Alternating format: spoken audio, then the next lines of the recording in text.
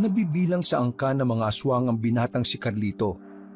Bata pa lamang siya ay mulat na siya sa katotohanan na kahit na kailan, hindi nila makakasundo ang mga tao. Nasanay ang binata sa kultura ng kanilang lahi. Mga paniniwala na halos kasalungat ng mga tao sa ibang bayan. Pero ang paniniwala ni Carlito ay magbabago nang biglang dumating sa kanyang buhay ang dalagang si Laura. Mapapalapit siya sa dalaga. Ngunit sa kalagitnaan ng kanilang pagkakaibigan, malalaman nila ang katauhan ng isa't isa. Parte ng samahan ng manunugis ang dalaga. Habang si Carlito naman ang napipintong maging pinuno ng mga aswang ng kanilang baryo. Ano nga kaya ang mangyayari sa kanilang pag-iibigan? Mas mananaig kaya ang kanilang mga nararamdaman? O mas mangingibabaw ang pagmamahal nila sa kanilang mga kanya-kanyang pinaglalaban? Ang mga katanungan na yan ay mabibigyan natin ng linaw sa pagsubaybay dito lang sa nag-iisang channel na Tambayan. Ang mga kwento ni Ka Banong.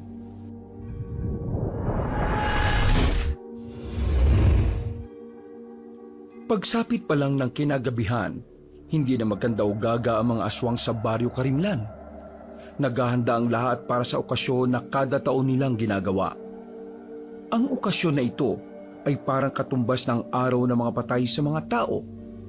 Ang okasyon na ito ay tinatawag nilang tanaw sa kabilang buhay, na kung saan inaalala nila ang mga mahal nila sa buhay na namayapa na.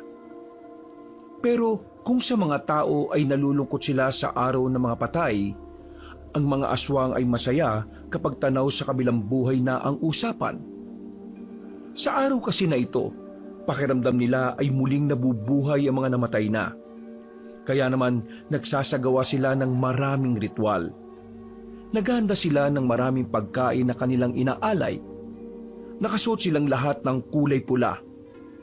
Sumisimbolo kasi yon para sa kanila sa kasiyahan. Ang paniniwala kasi nila, sa araw na inaalala nila ang mga namayapa na, mas nagiging masaya ang mga kaluluwa kapag nakakakita ng kulay na pula. Insan, kailangan ba talaga nating sumama? Hindi ba pwedeng hintayin na lang natin silang makauwi? Ayaw mo bang dalawin ng mama mo sa puntod niya? Hanggang ngayon kasi, sisisi ko pa rin ang sarili ko kung bakit siya namatay eh. Kaya hindi ko alam kung may karapatan ba akong humarap sa puntod niya. Ilang beses ko mang sasabihin sa'yo na wala ka namang kasalanan kung bakit namatay ang mama mo. Namatay ang mama mo dahil ginawa niya lang ang nararapat bilang nanay mo.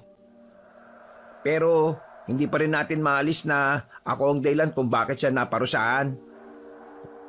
Kung hindi ko sana inawa yung anak ng Supremo ng kabilang angkan hindi sana papatawan ng bitay si Mama. Wala na tayong magagawa. Yun ang batas sa ating mga aswang. Mataas na aswang ang nakalaban mo at mabigat ang nagawa mo. Muntikan mo na siyang mapatay. Alam mo naman na kapag buhay ang usapan, buhay din ang kapalit. Alam mo, gusto ko nga rin humingi ng paumanhin sa'yo. Wala akong nagawa para baguhin ang isip ni Lolo. Pero kasi, yun ang batas Kasi anak niya ang mama mo. Kung kailangan parusahan, gagawin niya yun. Kilala mo naman si Lolo Tibo, di ba? Pero anak niya pa rin yun. Hindi man lang ba siya naawa? Insan, kahit na kailan, hindi nakatataas ang awa sa batas. Walang kwentang emosyon kapag kaharap nito ang batas nating mga aswang. Kaya ikaw pumunta ka na. Kung ako sa'yo, magtino ka. Sigurado kung hinihintay ka ni Tia. Huwag mong sayangin yung ginawa niyang sakripisyo para lang maligtas ka. Napatango na lamang si Abel. Medyo naliwanagan na rin ito sa sinabi ni Carlito. Bata pa lamang sila, silang dalawa na talaga ang magkasanggang dikit. Magkasama sila sa lahat ng bagay. Parang magkapatid na rin ang turingan nila sa isa't isa. Pagkatapos ng kanilang pag-uusap, agad na rin silang lumabas sa silid na yun. Nasaktuhan nilang nasa sala ang mag-asawang Tibo at Miray, ang kanilang lolo at lola. Agad na nagmano ang dalawa. Yumuko rin sila sandali para magbigay galang sa posisyon ng matandang lalaki bilang supremo ng mga aswang. Maya-maya ay aalis na tayo. Huwag niyong gustutin ang mga suot ninyo, ha? Nakakaya sa mga magulang ninyo kung haharap tayo sa kanilang gusgusin kayong dalawa. Nakahanda na po kaming dalawa. Di ba, Abel? Oh, oo. Handang-handa na ako. Eh, ikaw, Abel. Ayos ka lang ba? Bakit parang hindi ka yata masaya? Itong araw na makakaharap mo ulit ang inay mo. Ayos lang naman po ako. Hindi lang po ako sanay. Pero masasanay din naman po ako kapag lumipas na ang panahon. Kailangan nung masanay. Dahil kung hindi, magiging kahihiyang ka sa angkan natin. Naintindihan mo ba ako? Lo, intindi na lang natin si Abel. Para sa kanya, sariwa pa ang lahat. Ay siya nga pala. Bago tayo umalis mamaya, pakiayos na yung mga dadali natin, ha? Lalo na mga alay natin. Ikaw, Carlito, ang inaasahan kong mangunguna sa bagay na yon. Opo, sasabihan ko na po yung iba natin mga kamag-anak. Matapos ang pag-uusap na yon, ay kumilos na rin ang dalawa. Kinuha na nila mga patay na hayop na nilagay nila sa isang malaking bandihado at planggana. Pinabuhat nila ang mga yon sa iba pa nilang mga kamag-anak. Pagsapit ng 12:00 ng gabi, nakarating na rin sila sa lugar kung saan nakalibing ang kanilang mahal sa buhay. Noong mga sandaling yon ay tahimik lang ang dalawang binata. Sandali silang tumingin sa malaking puntod. May bakal na nakapalibot doon at meron ding gate. Nagsagawa ng isang pagdarasal ang matandang si Miray. Isang dasal na siyang kumukonekta sa kanilang itinuturing na Diyos. Matapos yon, binuksan na rin ni Carlito ang gate. Isa-isa silang pumasok. Agad namang inilapag ng mga kamag-anak nila ang mga patay na hayop sa loob ng isang cabinet na katabi ng buntod. Mga anak, narito na kami. Masaya kaming makaharap kayong muli. Alam kong masaya rin kayo ngayong narito ang angkan natin. Merong ibang hindi nakarating dahil nasa malayong lugar na sila. Pero huwag kayong mag-alala. Naganda na rin sila ng padasal para sa inyo. Nagtirik sila ng malalaking itim na kandila sa harapan mismo ng puntod. Pagkatapos noon, nagkaroon muli sila ng isang ritual. Umupo ang lahat sa gilid at naglabas na rin ng itim na libro ang matandang si Miray. May inilagay din silang malalaking mangkok sa gitna na may dugo ng tao. Taimtim naman nilang sinasagawa ang ritual para sa mga namayapa nilang mahal sa buhay. Halos 1 oras din sila roon. Mga ilang sandali lang ay tinapos na rin ni Aling Miray ang ritual. Doon na nila sinimula ng salo-salo. Bilang aswang, normal na lang sa kanila ang kainin ng mga patay na hayop kahit hilaw. Walang pandidiri, walang nag-iinarte. Parte na kasi yun ng kanilang kultura. At hindi lang ito basta nakasanayan. Likas na talaga sa kanila ang kumain ng karne na hilaw. Pero hindi karne ng tao. Meron kasing batas sa mga aswang na hindi sila maaaring tumikim ng karne ng tao, pero dugo ng tao ay pwede. Basta galing ito sa morgue.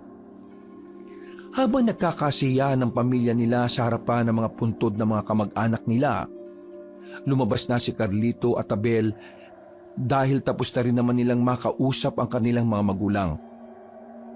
Napatingin si Carlito sa buong lugar. Unti-unti na ring nagdadatingan ng iba pang mga aswang para dalawin din ang mga mahal nila sa buhay. May kanya-kanyang dalang malalaking gasera at lampara mga yon. Nakatambay lang ang dalawa sa di kalayuan sa mga kasama nila. Tamang hit-hit lamang ng sigarilyo.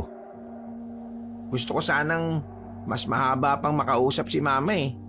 Kaso yung matatanda nating kamag-anak, ang tagal umalis dun. Ngayon na nga lang ako nagkaroon ng lakas ng loob para humarap dun. Pero saglit lang. Yaan mo na. Alam mo naman ang matatanda. Gusto mo gala muna tayo? Hanggang umaga pa naman yan. Baliw. Kapag nalaman ni Lolo na wala tayo rito, sigurado magagalit yan sa atin. Malalaman niya kung sasabihin natin. Ay naku, tigil mo na nga yung mga naiisip mo, no? Mapapahamak tayong dalawa eh. Eh di ako na lang ang aalis. Sayang, hindi ka makakasama. Ngayon pa naman magbubukas yung perya sa baryo Magsaysay. Sa sinabing yun ni Abel, tila nagningning ang mga mata ni Carlito. Matagal na kasi nilang hinihintay na magbalik ang perya. Mula kasi pagkabata ay mahilig na sila sa ganon. Palagi pa nga silang tumatakas para lamang makapaglaro doon. Maigpit kasi silang pinagbabawalan noon dahil puro tao ang makakaharap nila. Pero dahil matitigas ang ulo ng dalawa, wala silang pakialam noon sa paalala ng kanilang mga magulang at lolo. Ngayong nasa tamang edad na sila para makapag-isip ng tama, tila bumabalik na naman ang katigasan ng ulo nila. Minsan lang naman magbukas ang perya eh. Yun ang tandaan mo. Kapag hindi ka nakapunta sa isa sa mga araw sa linggong ito, baka maghintay ka ulit ng maraming taon. Naalala mo ba? Ulit tayo nagkaperya, 10 taong gulang pa lang tayo. Napaisip si Carlito. Ang bagay na yun ay tila naging pagsubok sa kanya. Kahit na kasi masunurin siya sa kanyang lolo, mahalaga rin naman kasi sa kanya ang mga bagay na nakakapagpasaya sa kanya. Ano? Habang abala pa silang lahat. Walang niya ka talaga kahit takelan no? Uy, sasama na yan. Sama ka na. Mamaya kapag nakalis na ako, mas mahihirapan kang umalis mag-isa. Basta saglit lang tayo ha. Saglit? Corny mo naman. Papapagalitan tayo kapag may nakaalam. Kaya dapat, lubus-lubusin na natin. Oo na. Bilisan na natin, baka mamaya makita pa tayong umalis. Anong sasabihin natin kapag nalaman nilang wala tayo rito? Hindi sabihin na lang natin na may sinamahan tayong kaibigan na hanapin yung puntod ng kanyang ina. Napangiti na lang ng malapad si Abel. Habang abala pa ang mga matatanda sa puntod ng mga kamag-anak nilang pumanaw, nagmamadali na silang umalis sa lugar na yon. Dumaan na muna sila sa kanilang bahay para kumuha ng pera. Pagkatapos, nagmamadali na silang makaalis. May kalayuan ng peryahan pero hindi naman sobrang layo. Mabilis naman silang tumakbo kaya nakarating din naman kagad sila doon. Habang nasa labas sila ng baryo Magsaysay, nakangiti pa silang nakatingin sa arko ng lugar. Hindi ako makapaniwala. Makalipas ang 1 dekada, nandito na tayo ulit, Abel. Pakiramdam ko parang naging bata tayo ulit eh. Pero, kailangan pa rin natin mag-ingat ha. Baka mamaya may makasalubong tayo mga albularyo. Ang sabi ni Lolo Tibo, ang mga albularyo, magiling kumilatis ng aswang o tao ang kaharap nila. Saka mo na isipin yan. Ang malaga, nandito na tayo. Makakapaglaro na rin tayo ng mga gusto natin. Ang sarap kaya ng pakiramdam na makalaya kahit na sandali. Huminga sila ng malalim at kapwa sumilay ang ngiti sa kanilang muka nang pumasok na rin sila roon. Kaunting lakad lang nga nila, nakarating na rin sila sa malawak na kapatagan kung saan naroon ang peryahan. Mas lalo silang natuwa dahil sa magagandang ilaw na kanilang nakikita. Ang daming tao, halos lahat ay tuwang-tuwa. O ano, iwalay mo na tayo. Maghanap ka ng lalaruan mo. Ako naman maglalaro ako dun sa tira-tira ng baso. O sige, basta huwag ka masyadong lalayo ha. Magkita na lang tayo ulit dito kapag tapos ka na. Nag-apir pa ang dalawa at saka naghiwalay na rin. Agad na lumapit ang binatang si Carlito sa tapat ng color game. Masigla siyang tumaya ng pera sa kulay pula. Mas lalo siyang natuwa nang manalo siya sa unang taya pa lang. Hanggang sa hindi na niya napapansin na nalilibang na pala siya roon. Parami na rin ng parami ang perang hawak-hawak niya. Maya-maya pa ay nahinto siya sa pagtaya nang biglang makaramdam siya ng kakaiba sa kanyang paligid. Nang igala niya ang kanyang tingin, nakita niya ang isang matandang lalaki na naglalakad papalapit sa color game. Agad na dumaloy ang kaba sa kalooban niya. Unang tingin niya pa lang sa matandang yon, alam na niyang albularyo ito. Kaya naman nagsimula na rin siyang mataranta. Hindi. Kailangan kong kumalma para hindi niya ako mahalata. Isa pa, kahit may dala siyang langis, hindi naman kukulo yun dahil may pangontra akong singsing. Hinayaan na lamang ni Carlito na makalapit ang albularyo. Kampante siyang hindi naman malalaman na matandang yon na aswang siya. Nang makalapit na ang matandang lalaki, narinig niyang tinawag yon sa pangalang Mang Tonyo. Medyo may kaangasan ng boses ng matanda nang sumagot ito sa kausap. Habang si Carlito naman, gumilit pa siya para hindi niya makatabi ang matandang albularyo. Nababagot ako sa kampo namin kaya heto. Gumalagala na muna ako. Sakto, bukas na pala ulit tong peryang to. Natawa pa ang matandang lalaki. Sasamantalihin na sana ni Carlito ang pagkakataong yon para umalis, pero hindi pa man siya nakakalayo ay tinawag na siya ni Mang Tonyo. Agad na dumaloy ang kaba sa kanyang sistema. Namamawi siyang kanyang palad. Ang unang pumasok sa isipan niya, kapag naalaman nitong aswang siya, wala siyang magagawa kundi palagan ito. Binata! Maraan siyang humarap. Malakas ang kabog ng kanyang dibdib. Buong akala niya ay alam na ni Mang Tonyo kung ano ang tinatago niya. Yung 100 mo ay nahulog, oh. Nakahinga ng maluwag ang binatang si Carlito. Pagtingin niya sa ibaba, nakita niya nga na nasa lupa ang 100 piso. Agad niya yung dinampot at ngumiti siya ng papilit at saka nagpasalamat. Nagmamadali na siyang makaalis doon. Hinanap niya agad ang kanyang pinsan na si Abel. Pero sa kasamaang palad, dahil sa lawak ng peryahan at sa dami ng tao, hindi niya agad yun makita. Kakamadali niya, hindi niya inaasahan na isang babae ang kanyang makakabangga.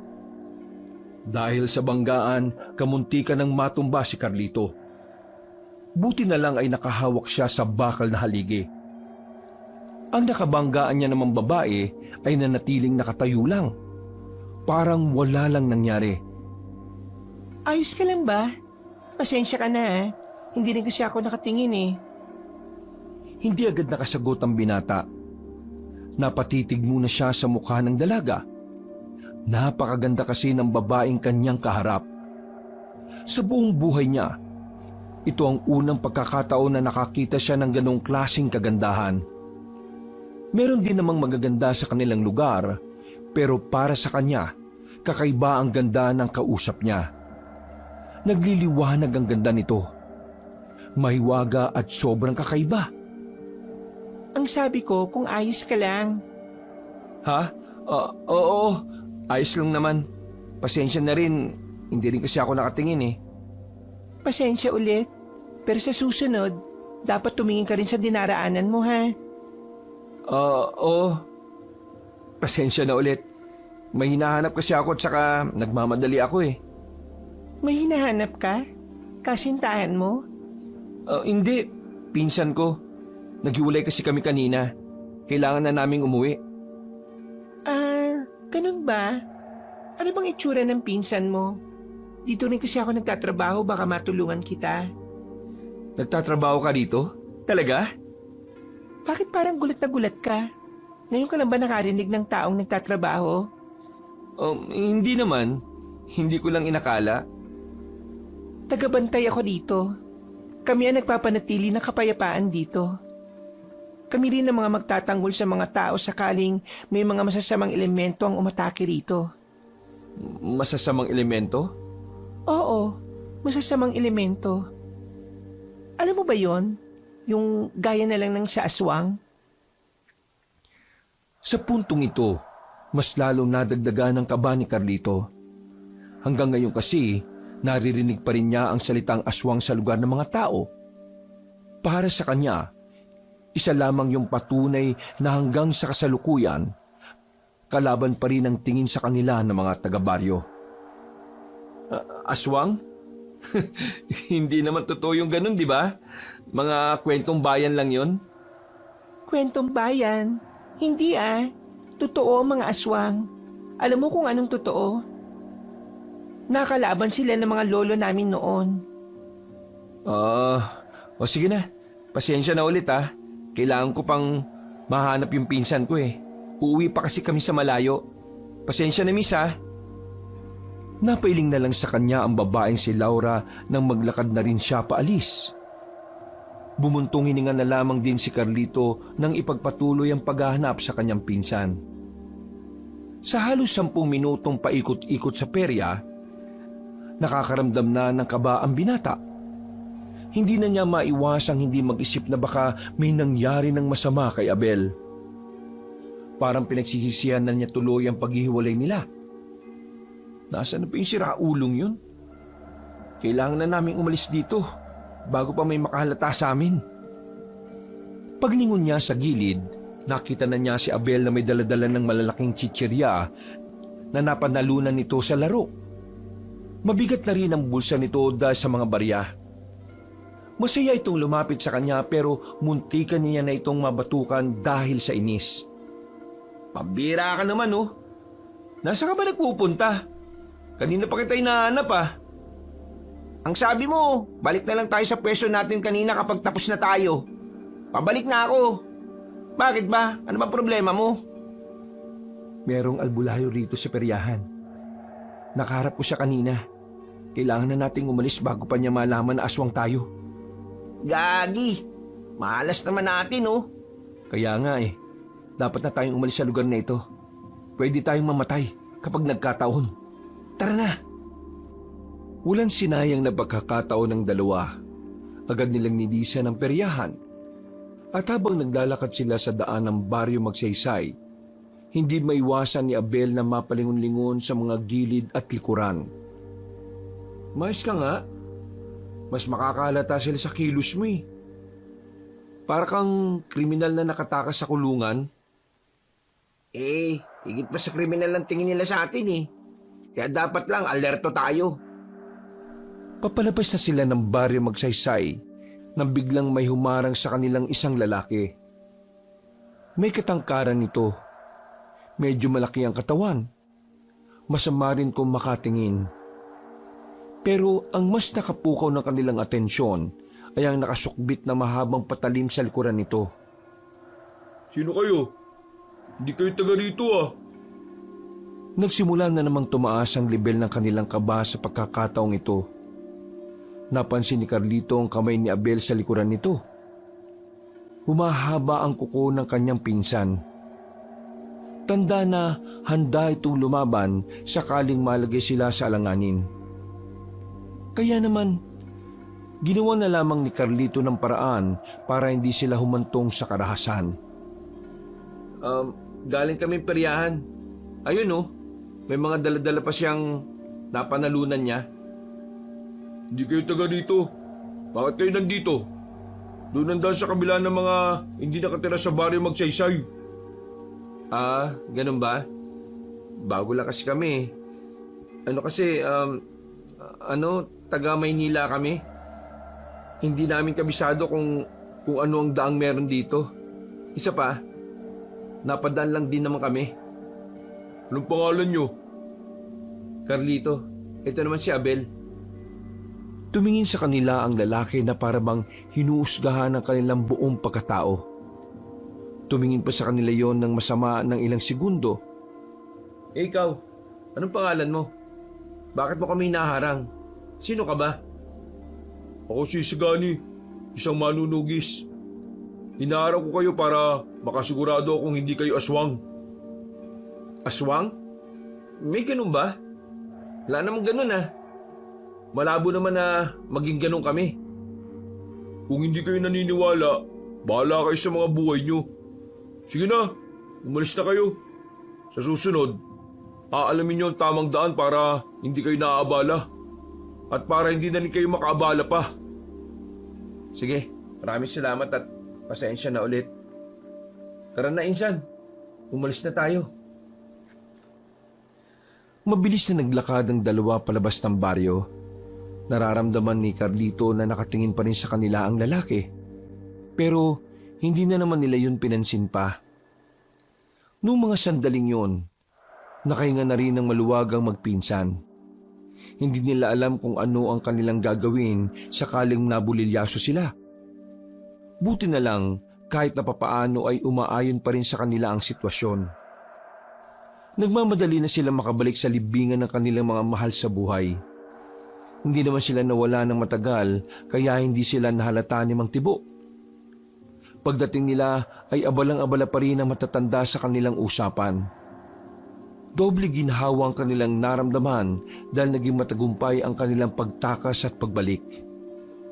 Buti na lang talaga, nakabalik tayo agad. Dakong 4:00 na ng madaling araw nang umalis na sila ng libingan. Naglalakad na sila sa madilim sa gitna ng kagubatan noong mga sandaling yun.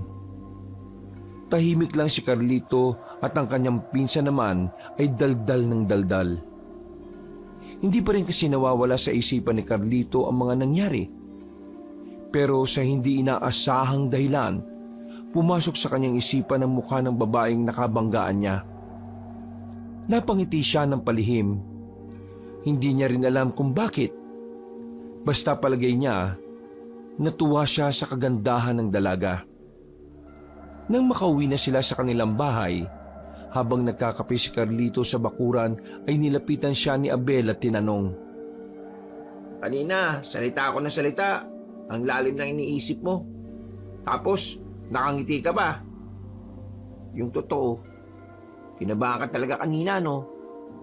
Parang asese mo pa nga eh. Ngayon lang ako nakakita ng babaeng tao na maganda. Ha? Wala. Teka, ibig mo sabihin, kanina may nakita ka magandang babae sa peryahan? Oo, sobrang ganda. Tapos, makinis ang balat, paputi, mukhang diwata. Dalita mga aswang sa mga diwata kasi sila ang tumutulong sa mga antingero. Bakit parang tuwang-tuwa ka sa diwata ngayon? Kasi, maganda siya. Sobrang ganda. Walang ganun kaganda rito sa atin. Mukhang kursyonado mo yung babaeng yun ah. Minsan, paalala lang ah, aswang ka, tao siya.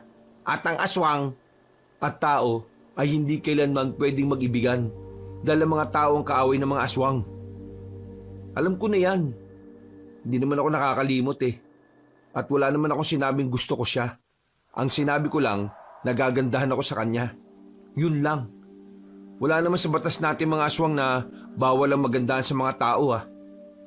ewan ko lang ah, bahala ka dyan. Basta ako, wala akong kinalaman dyan. Kapag nalaman ni Lolo Tibo ang takbo ng utak mo ngayon, yari ka talaga. Hindi naman malalaman kung hindi ka magsasalita eh. Tulog na ako ah, naantok na ako eh. Napailing na lamang si Carlito. Kumaway na lamang siya sa papalayong pinsan. Magkatabi ang bahay ng kanyang lolo at bahay na tinutuluyan ni Abel. Maraming araw pa ang nakalipas. Naging abala ang binatang si Carlito sa pagsama sa kanyang lolo Tibo. Marami silang kinakausap na mga supremo sa mga kalapit na probinsya at mga baryo. Laman ng mga napag-usapan ang tungkol sa mga hakbang kung papaano lalabanan ng mga manunugis. Sa mga nagdaang buwan kasi, makailang ulit silang nakakatanggap ng mga balitang hinahanap ni sila ng mga tao. Nagsimula ng mga manunugis na isa-isahin ang kuta at baryo ng mga aswang. Dahil dito, nagsimula na ring maalarma ang mga supremo na siyang namumuno sa bawat angkan. Lo, totoo ba talagang hindi magiging epektibo ang pakikipagkasundo sa mga tao? Hindi sila kailanman magtitiwala sa mga aswang. Yun ang di natin mababago. Isa sa malinaw na dahilan para isipin natin kahit na kailan, hindi mangyayari ang usapang pangkapayapaan. Hindi ka pwedeng makipagkasundo sa mga tao. Una pa lang wala nang tiwala sila sa iyo. Mas lalo lang lalala ang sitwasyon. Para na lang sa mag-asawa, masisira at masisira ang relasyon kung pareho kayong may iniisip na masama sa isa't isa. Tama naman po kayo sa sinabi ninyo. Pero napapaisip lang po kasi ako.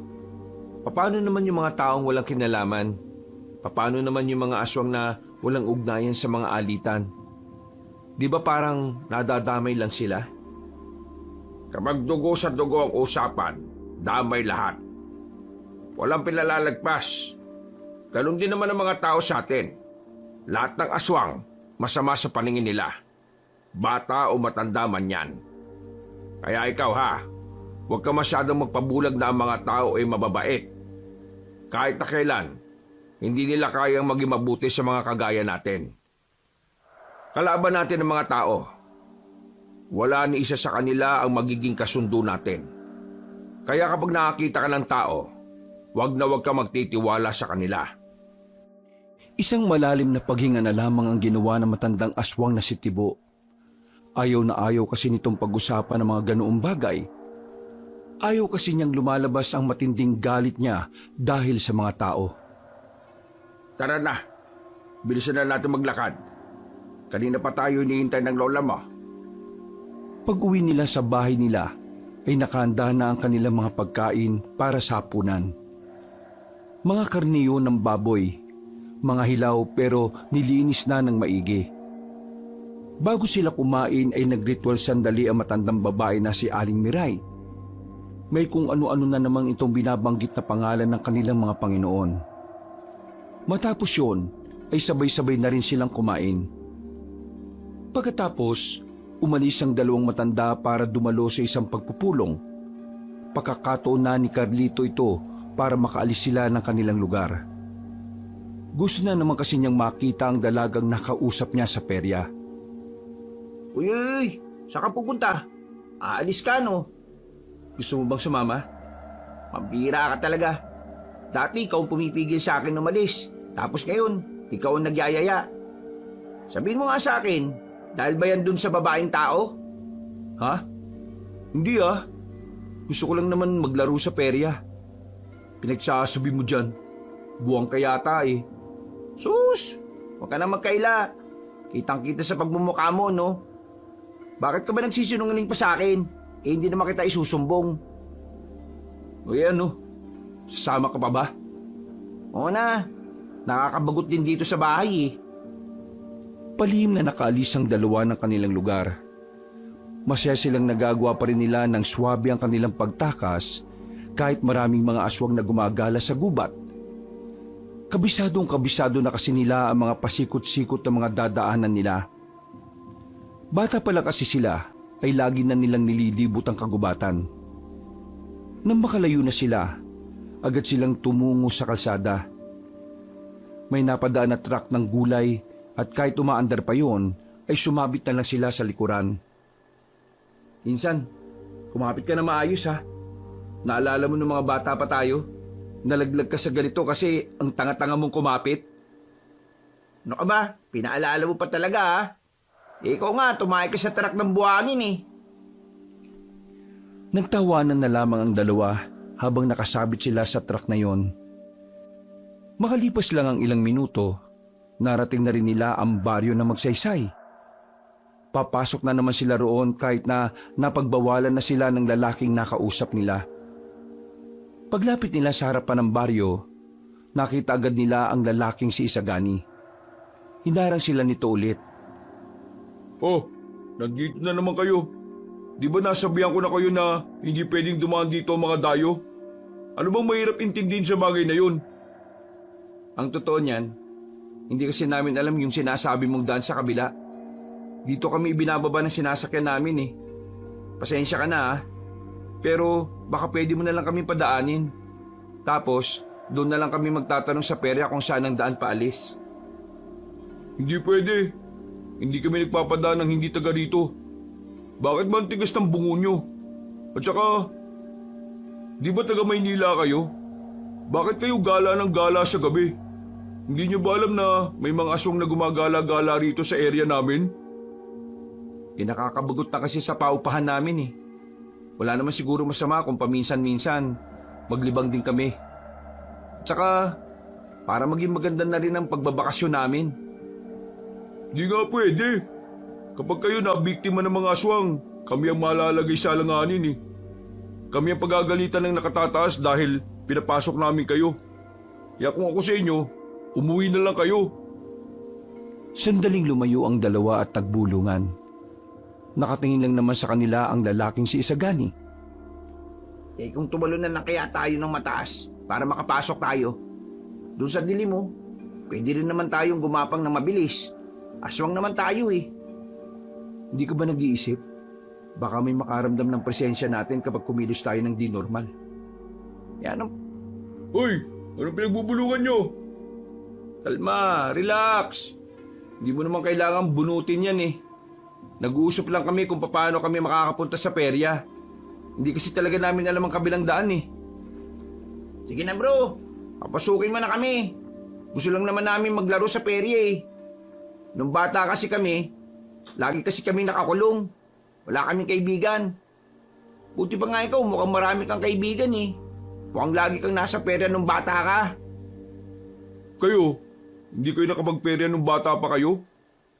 Oo, hindi. Lagi kaming nakakulong. Pinagbabawalan kami ng mga magulang namin na umalis. Sabi kasi nila, maraming masasamang loob sa labas ng bahay. Kaya para kaming tanga ngayon na tuwang-tuwa sa perya. Kasi ngayon lang namin nararanasan yan eh. Wala rin kasi niya masyado sa Maynila. Pinagbabawal na.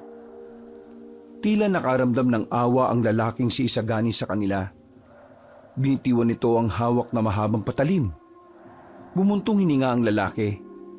Akala na magpinsan ay papayagan na sila nito. Pero nagkamali silang dalawa. Hindi pa rin pwede. Napabugan na lang ng malakas na hangin na magpinsan. Dismayado sila sa naging tugon ng kanilang kausap. Ang bira naman to. Kala pa naman namin papayag ka na. Nagpakita ka pa ng awa. Kahit na kailan, hindi mangingibabaw ang awa sa batas. Ang batas ay batas. Ito ang nakahigit sa lahat. Biglang naalala ni Carlito ang pananaw niyang halos kagaya ng kay Isagani. Kaya naman nawala na sila ng pag-asa makapasok. Buti na lamang biglang dumating ang dalagang si Laura. Ang dalagang nakabanggaan ni Carlito. Lumapit yun sa kanila. Sa nakikita nilang magpinsan, mukhang makakilala si Isagani at ang dalaga. Ito kuya, Itong dalawang to eh. Nagpupumilit na makapasok ng baryo natin. Pupuntang perya. Sinabi kong dapat alam nila yung daan sa kabila para doon na lang sila dumaan. kilala ko ang isang ito. Nakabanggaan ko siya sa perya nung nakaraang gabi. Oo, tama ako yun. Nung nakabanggaan mo ko, hinahanap ko kasi talaga yung pinsan kong to. Alam ko, naalala ko. Baka naman pwedeng papasukin mo kami. Ang dami na naming dalang barya dito. Oh. Inalog-alog pa ni Carlito ang kanyang bulsa na may lamang tig-5 at tig-10. Sige na. Gusto ko makakuha ng platong babasagin eh. Visit kasi ang hirap ipasok ng barya sa butas. Hindi naman kami masasamang tao eh. Gusto lang talaga namin maglaro. O sige, sumunod kayo sa akin. Pinagsasabi mo, may patakaran tayo na bawal ang mga tagalabas. Ginagawa natin yun para maiwasan natin makapasok ang mga aswang dito. Mukha namang hindi sila aswang eh. Akong bahala magpaliwanag kay Mang Tonyo, sakali magalit siya. Laura naman! Kuya, sige na. Kawawa naman tong dalawang to. Para mga isip bata eh. Wala nang nagawa pa si Isagani. Bumuntong hininga na lamang ito at hinayaan makapasok ang magpinsan. Malakas kasi talaga si Laura sa kanyang kuya, kaya hindi tumatanggihan ng binata.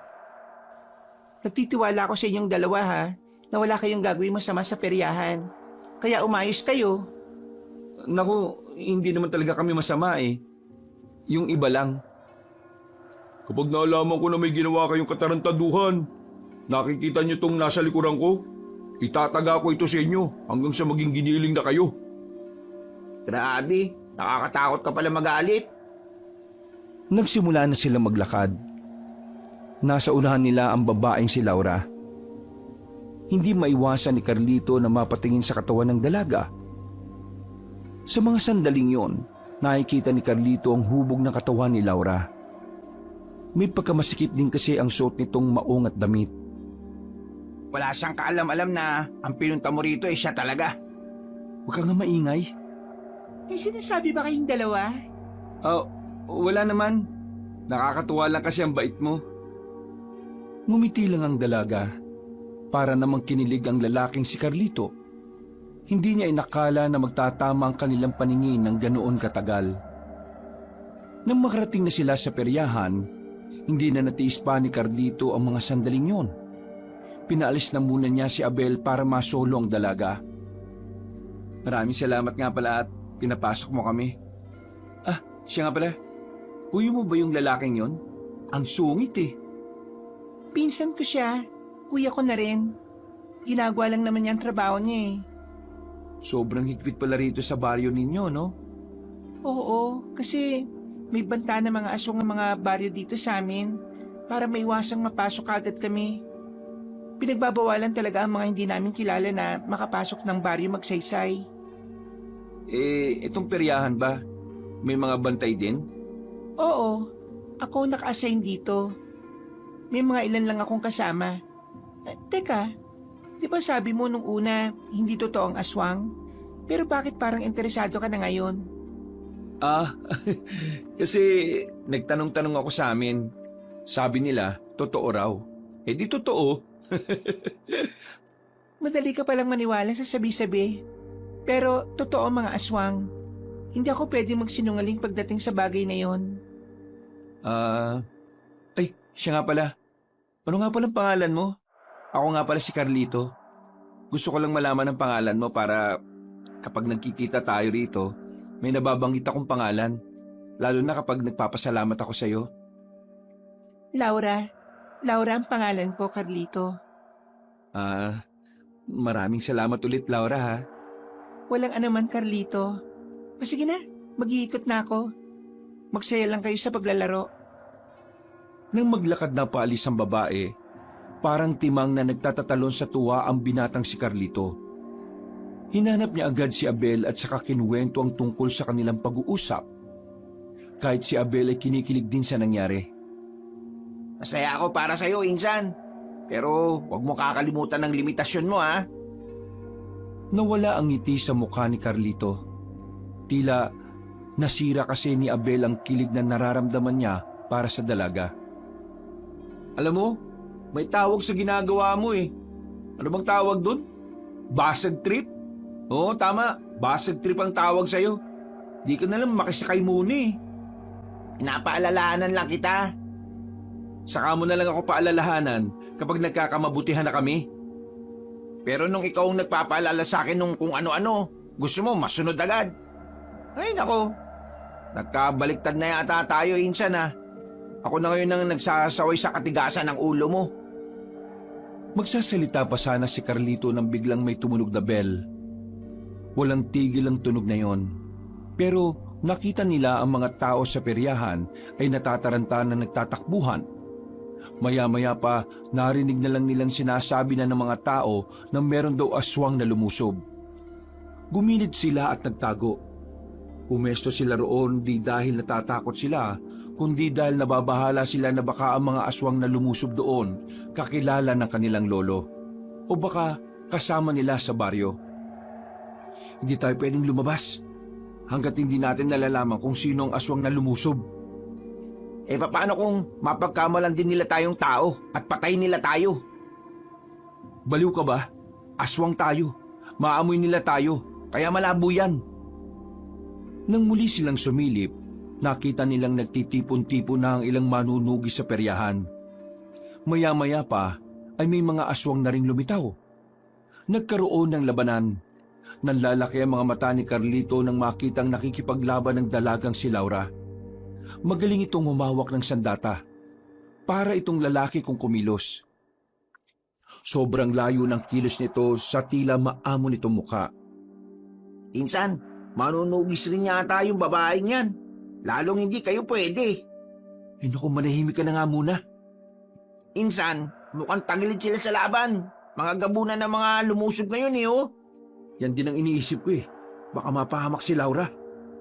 Biglang namatay na ang ilaw sa buong peryahan. Madilim na nung mga sandaling yon. Mas lalong naging pabor pa ang sitwasyon para sa mga aswang. Kahit kasi madilim, kitang-kita pa rin ng mga nilalang ang paligid. Bagay na hindi naman kayang gawin ng isang pangkaraniwang tao na gaya ni Laura. Huwag kayo matakot. Kakayanin natin to. Nagpatuloy ang laban, pero kitang-kita pa rin talaga kung gaano kadihado ang mga manunugis. Hanggang sa dumating na nga ang puntong si Laura na lamang mag-isa. Napapalibutan niya ito ng mga aswang na gabunan, pero patuloy pa rin itong nakikipaglaban. Maya-maya pa, tinamaan na nga ang dalaga sa braso, dahilan para mapatigil ito. Akmang tatapusin na ito ng isang gabunan nang biglang dinampot ni Carlito ang tubo sa gilid. Uy! Anong gagawin mo? Uy! Hindi na napigilan pa ni Abel ang pinsan niya. Agad na lumapit si Carlito doon. Sinamantala niyang madilim ang paligid para iligtas si Laura. Pinag-ahataw ni Carlito ang mga aswang na yon. Mahusay si Carlito sa pakikipaglaban dahil maraming taon siyang nagsanay. Kaya kahit natubo lamang ang kanyang hawak, hindi yun naging problema sa kanya. May hilo ang mga aswang. Noong mga sandaling yon, napansin ng binata na nalaman na ng mga aswang na aswang din siya. Kaya naman umatras din ng mga yon at umalis. Kinakabahan siya. Hinihiling na lamang niya na sana hindi siya nakilala ng mga gabunan. Sino ka? At bakit mo ako niligtas? Nakatalikod lang si Carlito. Hindi na rin siya humarap. Mabilis siyang umalis para habulin ang mga aswang. Ang kaso nga lang, pagliko pa lang niya sa isang iskinita, nagulantang siya sa kanyang nakita. Halos manlambot ang kanyang tuhod. Kahit na aswang siya, ay likas sa kanila ang pagiging mabangis. Tila nalusaw ang kanyang puso nang makita ang batang musmos nang wala ng buhay. Nakahandusay lamang sa lapag, sugatan at brutal ang pagkakamatay. Pambira ka naman. Bakit mo ko... Ha? Natigilan rin si Abel nang makasunod ito. Maging si Abel ay naawa rin sa kalunos-lunos na sinapit ng bata. Noong mga oras na yon, tila nagsimulang magkaroon ng katanungan si Carlito sa kanyang sarili. Napapaisip siya kung tama bang pati ang walang kamalay-malay na bata, ang batang walang kakayang ipagtanggol ang sarili, ay dapat bang madamay rin sa alitan ng mga matatanda? Nagsarado ang kamao ni Carlito. Sa unang pagkakataon, nakaramdam siya ng galit para sa kanyang mga kalahi. Bakit? Bakit ko ito nararamdaman? Bakit? Bakit ako naaawa sa tao, Abel? Insan, kumalma ka. Pabubulyaso tayo kapag nagpadala ka sa emosyon mo eh. Hindi ko maintindihan eh. Ano bang pinupunto ng gulong ito? Bakit pati ang batang to nadamay? Dumito ka nga. Relax lang. Mag-isip ka na maayos. Huminga ng malalim si Carlito. Nang mahimasmasan na, sumilip siya ulit sa perya. Nakita nilang dumating na ang mas maraming manunugis. Kaya naman naisipan na rin nilang umalis doon bago pa magginala sa kanila ang mga yon. Nagmamadali silang pumasok sa kagubatan. Mabilis ang pagtakbong ginawa nila para hindi sila makita ng mga manunugis. Nang makalayo-layo na, ay saka lamang sila nakahinga na maayos. Tumambay na muna sila sa gilid ng batis. Napasandal na lamang si Carlito sa katawan ng puno. Napapabuntong hininga na lamang. Napapailing at hanggang sa mga sandaling yon, hindi pa rin mawala-wala sa isipan niya ang kaawa-awang bata. Akala ko noon, tama lang ang ipinaglalaban nating mga aswang. Pero hindi nito tama eh. Tingin ko, kaya ayaw nilang may makausap tayong tao kasi ayaw nilang malaman natin na kaya maging mabuti ng mga tao. Ang sinasabi mo ba eh, nilalason nila ang utak natin para manatili tayo sa paniniwalang ang mga taong kalaban nating mga aswang? Oo, ganun na nga. Tingnan mo, mabait naman si Laura sa atin, di ba? Mabait ang batang pinatay kanina. Bata pa yun eh. Mabait nga si Laura sa atin kasi hindi naman niya alam na aswang tayo. Kapag nalaman niya na aswang tayo, siguradong kaya lang naman sila galit sa atin kasi marami na rin ginagawang kasamaan ng lahi natin sa mga tao. Natitiyak ko na kapag nalaman nilang may mga aswang na kaya mag-isip ng tama, sigurado ako makakasundo natin sila eh. Insan, baka nakakalimutan mo. Laging sinasabi sa atin ni Lolo Tibo na ang kasunduan sa pagitan ng tao at aswang ay isang malaking kalokohan. Ewan ko. Bahala na. Basta, hindi na ako papayag na may madamay pang bata sa gulo na to. Tumayo na ang binatang si Carlito. Hawak-hawak niya pa rin ang bakal na tubo. Maglalakad na sana sila para umalis nang biglang nakakita sila ng isang hayop na parang kasing laki ng aso. Pero hindi yung pangkaraniwan para sa kanila. Nakatungtong lamang ito sa ibabaw ng malaking bato. Daan-daan silang lumapit doon. At dahil dito, napagtanto ni Abel kung anong klase ng hayop yon. Insan, isa itong hunyango. Hunyango? Baliw ka ba? Hindi ganyan kalaki ang hunyango. Hunyango yan. Tingnan mo oh. Nagbabago-bago kulay niya. Magiging kakulay niya yung bato na yan. Magiging kakulay rin niya ang dahon at yung lupa. Hindi makapaniwala si Carlito na tama ang sinasabi ng kanyang pinsan sa mga oras na yon. Nanatili lang sila sa harapan ng hunyango. Nangahawakan na sana ito ni Abel. Bigla na lamang may iniluwang bagay ang hunyango. Isa itong bilog na bato. Para itong perlas pero kulay itim. Inilagay ng hunyango ang bagay na iyon sa ibabaw ng bato. At pagkatapos, mabagal itong bumaba ng bato at saka lumubog na sa tubig. Nagtataka silang dalawa dahil ngayon lamang sila nakakita ng hunyango na sumusuka ng perlas na itim. Tapos, lumulubog pa sa tubig. Sinubukang kunin ni Abel ang perlas, pero paghawak niya, para siyang nakaramdam ng kuryente. Kaya sinubukan din naman ito ni Carlito. Pero wala naman siyang naramdaman. Baka para sa'yo talaga yan. Hindi kaya isa itong mutya? Mutya ng hunyango? Teka, pwede bang gumamit ng mutya ang isang aswang na kagaya mo? Hindi ko alam. Pero bakit parang sa akin ito binigay ng hunyango? Ibig sabihin, pwede nga. Teka. Ang mutya, di ba, sabi ng mga tao, sa kabutihan ginagamit. Isan mo gagamitin yan?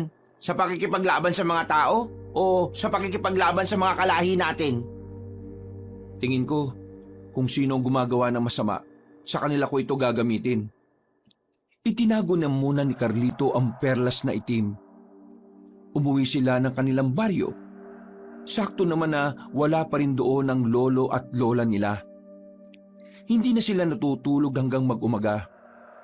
Nung umagang yon, kalat na ang nangyaring paglusob ng mga gabunan sa peryahan.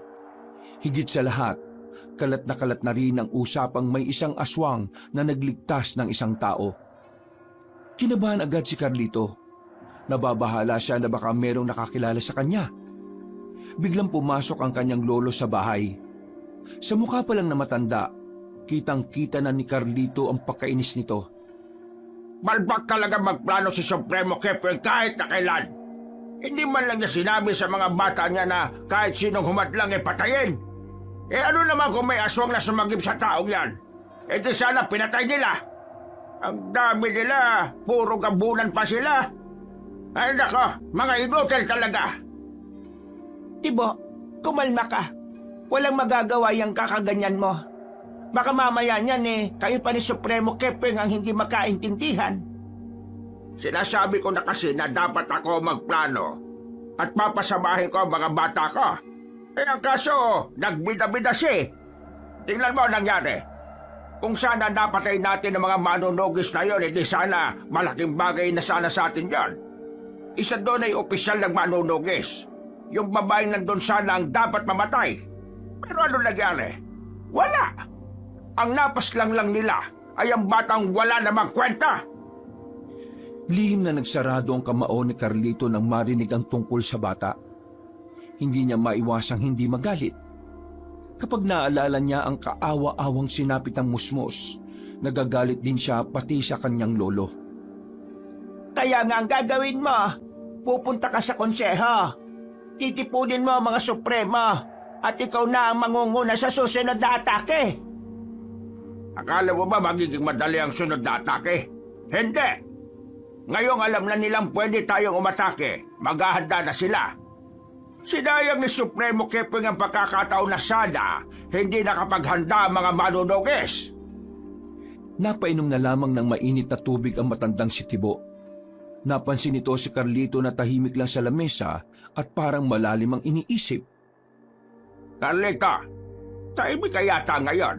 Wala ka bang pakialam sa mga nangyayari? Umatake ang mga gabunan sa peryahan kagabi.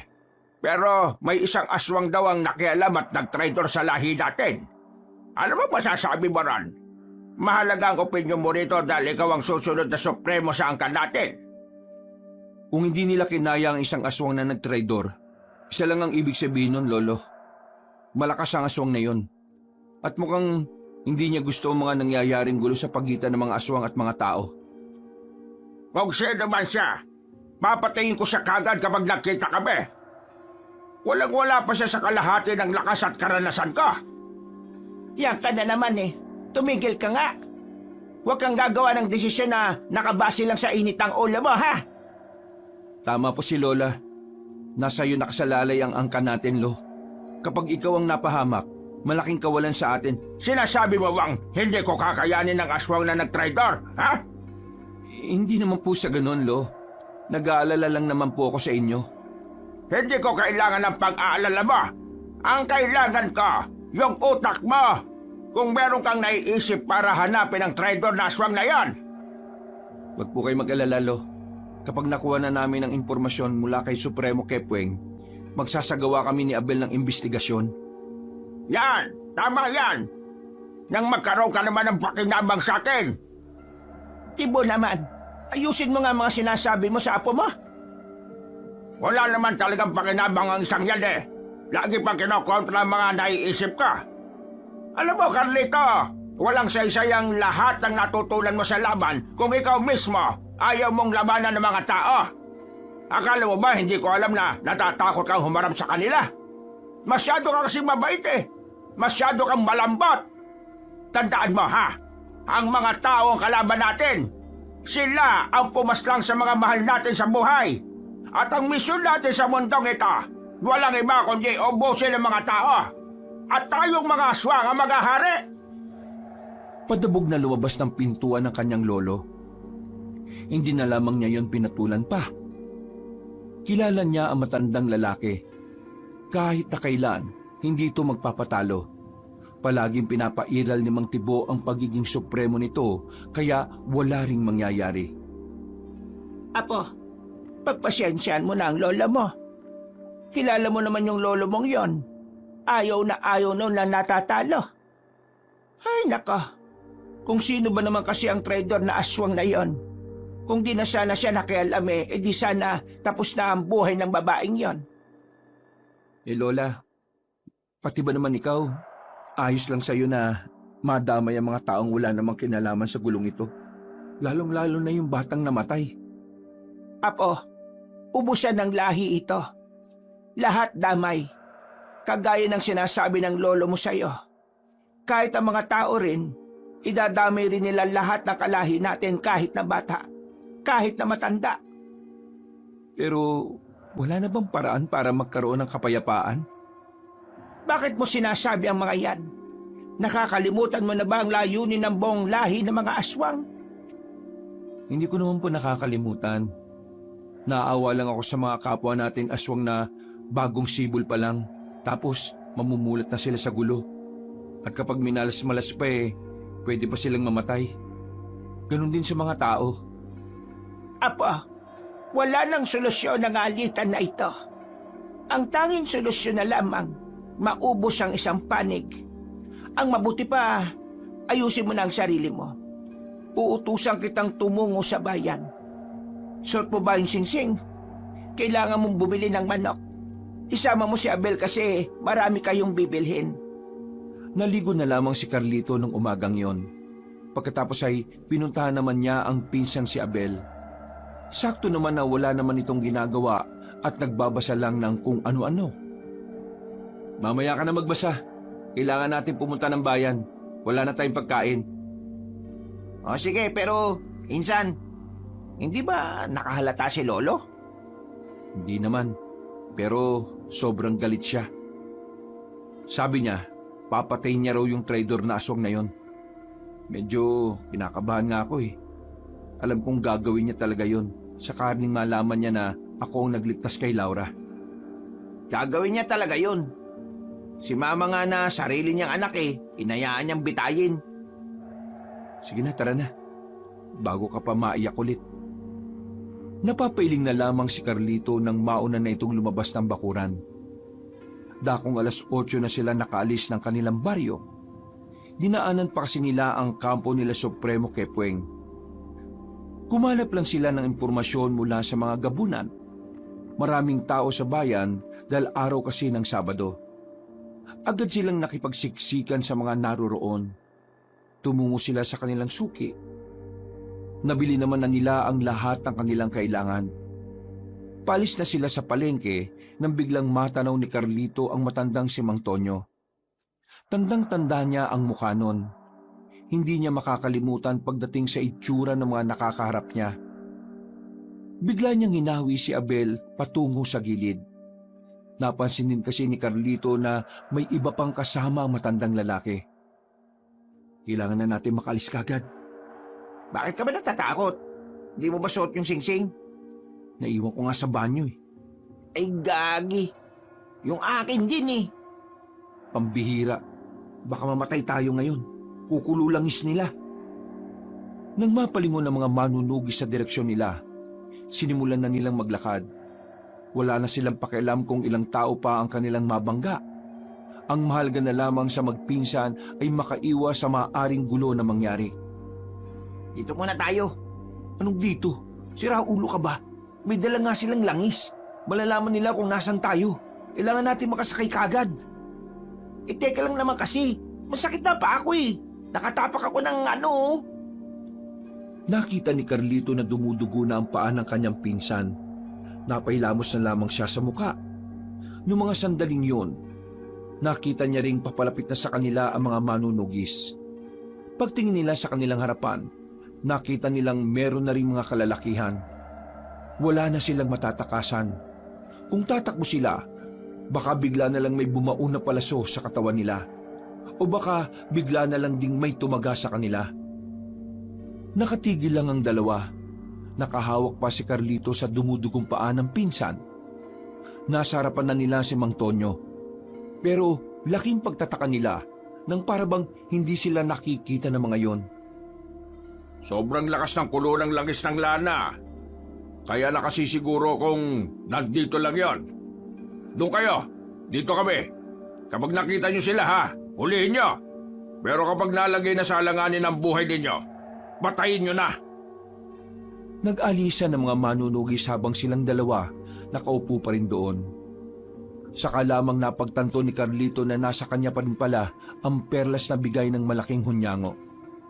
Teka, bakit parang hindi nila tayo nakikita? Tingin ko, gumagana yung mutya ng hunyango. Dinukot ni Carlito ang itim na perlas sa kanyang masikip na bulsa. Napangiti na lamang si Carlito. Buti na lamang ay gumana yon. Dahil kung hindi, baka kanina pa sila pinaglalamayan. Wala silang sinayang na pagkakataon. Umalis na rin sila doon. Mula nang mapagtanto ni Carlito na magagamit niya ang mutsyang yon, sa mga sumunod na araw, inaral niya kung papaano ito gagamitin. Sa loob nga lang ng halos 2 linggo, tuluyan na nga siyang naging bihasa sa paggamit nito. Isang gabi, habang naglalakad pabalik sa kanilang baryo, nakita niya ang kanyang lolo Tibo. Mag-isa itong naglalakad. Sa pagmamadali pa lang ng matanda, alam na agad ni Carlito kung saan ito pupunta. Palihim niyang sinundan si Mang Tibo. Malakas din naman ang kanyang loob dahil may kakayahan na siyang maging kakulay ng anumang didikitan niya. Dahilan para hindi siya makita ng kahit na sino. Kakasunod niya, nakarating na siya sa konseho. Bibihira lang mga pangkaraniwang aswang na nakakarating doon. Halos lahat kasi ng pinapayagan na makalapit doon ay ang mga supremo at ang ilang opisyal lang. Sa mga sandaling ito, napakinggan ni Carlito ang lahat na pinag-usapan ng mga supremo. Pinangunahan ito ng kanyang lolo Tibo. Dito na niya nalaman ang binabalak na paglusob ng mga aswang sa baryo ng mga tao. magiging madugo ang mangyayari. Ayon kasi sa plano ng mga Supremo, bibiglain nila ang mga tao. Idadamay nila lahat. Uubusin ng mga tao at walang ititira kahit na bata o kahit na matanda. May sakit man o wala, lahat ay papaslangin ng walang pagdadalawang isip. Kinabahan na si Carlito ng mga sandaling yon. Naiisip niya palang ang nag-iiyakang mga bata at matanda, nahahabag na ang kanyang kalooban. Hindi niya kayang makita ang mga taong yon na unti-unting mamamatay. Lalong nagkaroon ng dahilan si Carlito para tumiwalag sa mga kalahi niya. Para kasi sa kanya, hindi na maganda ang ginagawa ng mga kapwa niya aswang. Para sa kanya, mga manunugis lamang naman dapat ang kalaban. Sabay-sabay ang pagdiriwang ng pista ng mga baryong Magsaysay, Bautista at Marilag. Sasamantalahin natin ang mga sandaling nagsasaya sila. Tayo ang magsisilbing bangungot nila sa gabing yan. Ito na ang pinaka-perpektong pagkakataon para iganti ang mga mahal natin sa buhay na pinatay nila. Mga kapwa ko Supremo, mga opisyal ng konseho, ipagkatiwala niyo ito sa akin dahil ang kanilang kasiyahan ang gabi ng ating tagumpay. 2 araw na lang noon bago magdiwang ng pista ang 3 baryo na magkakatabi. Kaya naman buo na ang desisyon ni Carlito. Kakausapin na niya si Laura para ipaalam ang plano ng mga Supremo. Kinabukasan, magkasamang naglalakad si Carlito at Abel. Patungo sila sa baryo na Magsaysay. Kailangan niyang makausap si Laura bago pa mahuli ang lahat. Mag-isip ka nga, Insan. Malaking kasalanan ang gagawin mo. Kapag nalaman nilang ikaw ang nagtaksil sa kanila, kamatayan ang hatol sa'yo. Wala na akong pakialam. Hindi ko na gusto ang mga ginagawa nila. Abel, kung ikaw kaya mong tiisin na may mga inosenteng mamamatay dahil sa punyemas na alitan na to, pwes ako hindi. Kahit na aswang ako, kaya ko maging mabuti at mag-isip ng tama. Kung hindi ka sang-ayon sa akin, wag mo na akong samahan. Sasamahan kita. Ang akin lang naman baka mapahama ka rin. Mahirap magtiwala sa mga tao. Pagkatiwalaan man nila ako o hindi, wala na akong pakialam. Ang mahalaga, masabi ko sa kanila ang mga dapat nilang malaman. Pambira naman talagang buhay to, Abel, gising na ako sa katotohanan. Ngayong napagtanto ko na ang tunay na masama ay ang mga kalahi natin. Baluktot na ang pag-iisip nila. Sarado na ang utak nila. Ang tanging tumatakbo na lamang sa mga isip nila ang paghiganti. Gusto nilang bigyan ng hustisya ang mga namatay na aswang. Kahit ang totoo, namatay lang sila dahil nang gulo sila sa mga tao. Ganyan din ba ang pananaw mo sa pagkamatay ng mga magulang mo? Oo, namatay sila hindi para protektahan ako. Namatay sila kasi gusto nilang patayin ng mga taong tahimik na namumuhay noon. Puro kasamaan na ang ginagawa natin mga aswang Kaya maganda rin na kahit isa, merong gagawa na kabutihan. Baka man lang mapansin tayo ng Diyos ng mga tao at mapatawad niya tayo. Napapakamot na lamang sa ulo si Abel. Hindi na nito kayang pigilan pa ang kanyang pinsan. Kaya naman sinabayan na lamang niya ito ng maglakad. Makalipas lang ang halos mag-iisang oras, narating na rin nila ang baryo Magsaysay. Napatagal sila dahil may mangilang-ilang manunugi sa kagubatan. Suot-suot na nila ang singsing noon para hindi sila maramdaman ng langis. Dala rin ni Carlito ang mutya ng hunyango. Nang nasa tapat na sila ng baryo Magsaysay, laking pagtataka nila dahil walang tao sa bungad. Pagsilip nila sa loob, nakita nilang tila nakasarado ang lahat ng bahay. Nagdadalawang isip silang pumasok doon. Kaya naman gumilid na muna sila sa tabi. Nagtago sila sa mga halamanan. Mga ilang sandali lang, nakita niyang dumating na si Laura. May daladalang espada ang dalaga. Halatang katatapos lang nitong makipaglaban base sa sariwang dugo na nasa patalim. Kukunin ko si Laura. Siya lang ang kailangan natin makausap. Sandali, dali mo tong panyo na to. Nilagyan ko yan ng pampatulog. Mawawalan siya ng malay kapag naamoy niya yan. Tumango na lamang si Carlito. Kinuha niya ang panyo. Ginamit ni Carlito ang bilis niya bilang aswang, kaya bago pa makaharap si Laura, nakalapit na si Carlito. Tinakpan niya agad ang ilong ng dalaga gamit ang panyo. Wala pang 10 segundo ay nawalan na rin ito ng malay. Binuhat yun ng binata. Dinala nila ang dalaga sa kagubatan. Itinali nila yun pansamantala sa puno ng saging. Makalipas lang ang halos kalahating oras, nagkaroon na rin ng malay ang dalaga. Nagtataka si Laura kung ano ang nangyayari. Pinipilit nitong makawala pero masyadong maigpit ang pagkakatali sa kanya. Anong nangyayari? Bakit ako nakatali rito? Teka, di ba ikaw si Carlito? Bakit mo ko tinali rito? Kung iniisip mong may gagawin kaming kabastusan sa'yo, nagkakamali ka. Mas lalo nagkakamali ka kung iniisip mong sasaktan ka namin. Ang totoo, Kung hindi ninyo ako sasaktan, anong ibig nitong sabihin, ha? may gusto kaming sabihin sa'yo. Kinakailangan ka naming itali dahil hindi namin sigurado kung maiintindihan mo kami. Bakit? Mag-i-English ba kayo? English? Oo, English. Like this way I talk to you now. Alam namin ang English. Pero bakit kami mag-i-English? Sabog ka ba? Kanya siguro mga tao ano? Mga tao. Yun ang dahilan kung bakit ka namin tinali. Kasi hindi tayo magkatulad, Laura. Alam ko magugulat ka, pero kaming dalawa ay hindi tao. Ano kayo? Tae? Maganda ka eh. Pero mabagal ka pala makaintindi. Laura, aswang kaming dalawa. Ha? Ako at ang pinsan ko. Mga aswang kami. Yung taong nagligtas nung nakaraan, ako yun. Ako ang nagligtas sa'yo laban sa mga gabunan na umatake sa perya. Ikaw yun?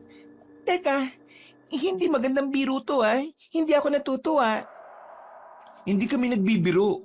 Hindi kami gagawa ng ganitong eksena kung walang kwentang sasabihin namin. Hindi ka namin biniyag ngayon para gawing pagkain. Kasi hindi ka naman mukhang masarap eh. Nandito kami para tulungan ka. Kayong mga tao. Mga aswang kami, pero kami ang mga aswang na mulat.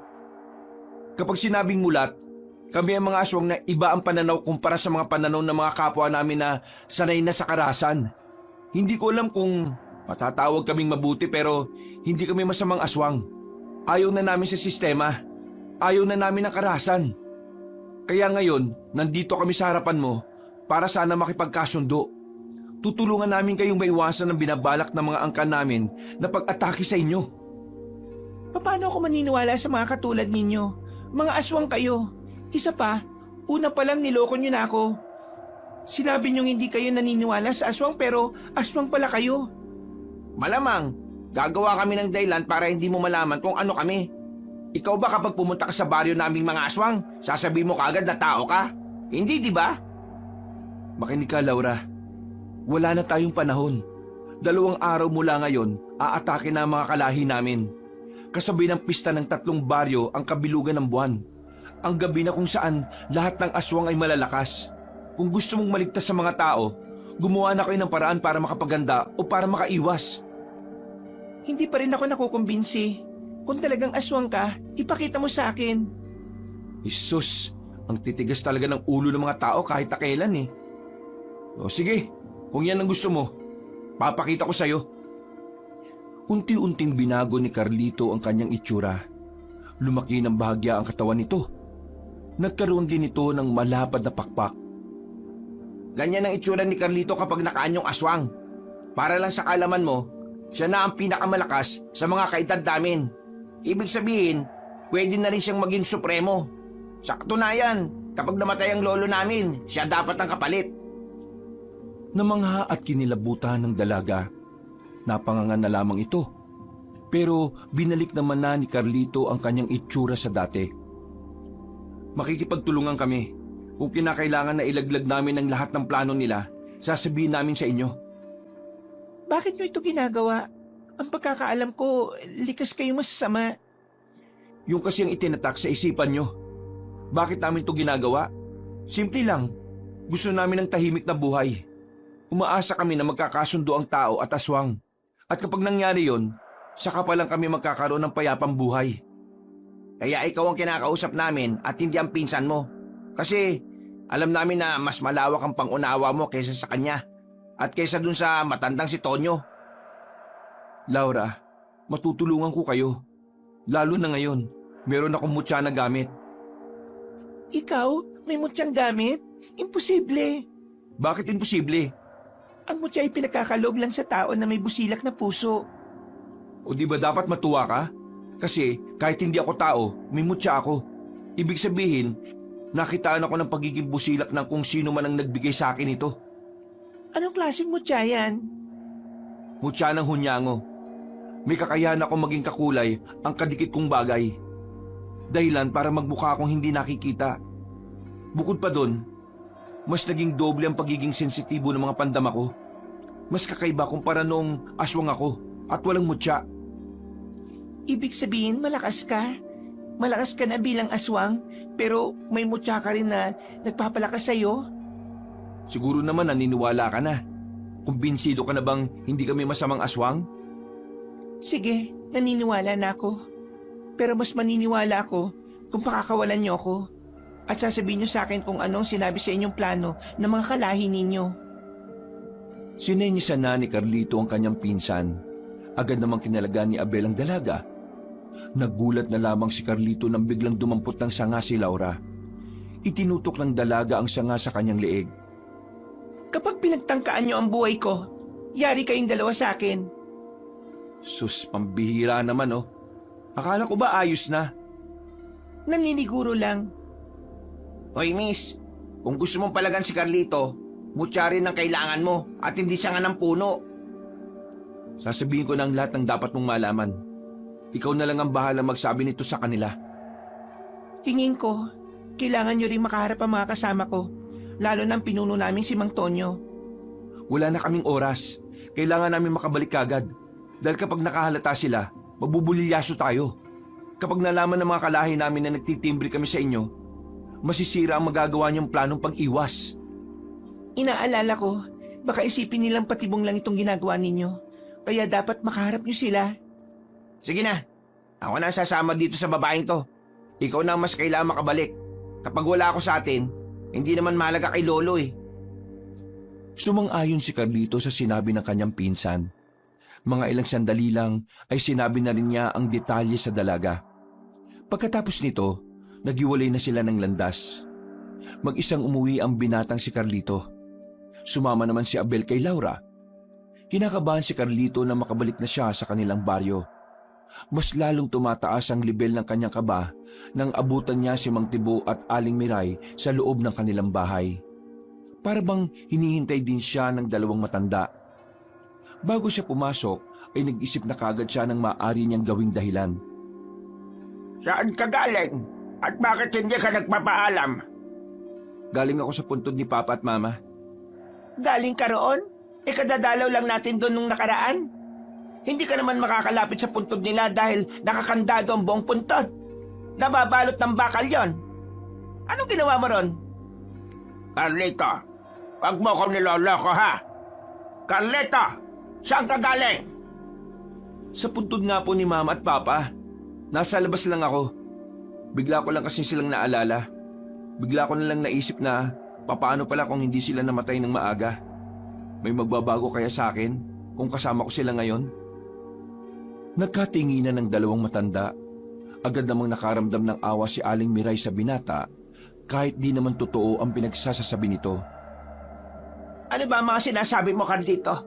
Nandito naman kami ng lolo mo para gabayan ka palagi. Carlito, siguraduhin mo lang na wala kang ginagawa na hindi ko gusto. Kasi kapag nalaman kong may ginagawa kang hindi maganda, hindi ako magdadalawang isip na parusahan ka, gaya ng ina ni Abel. Ina ni Abel na anak niyong dalawa. Anong sinabi mo?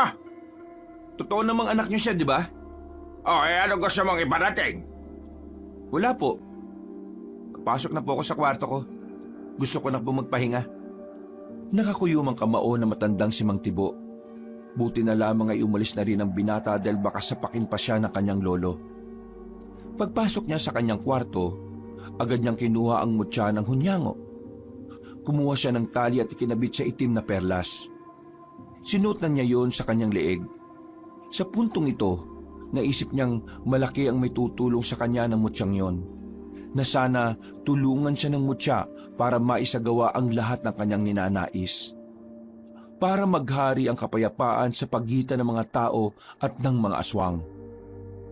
Sa kakaisip ng kung ano-ano, nakaramdam na rin ng antok ang binatang si Carlito.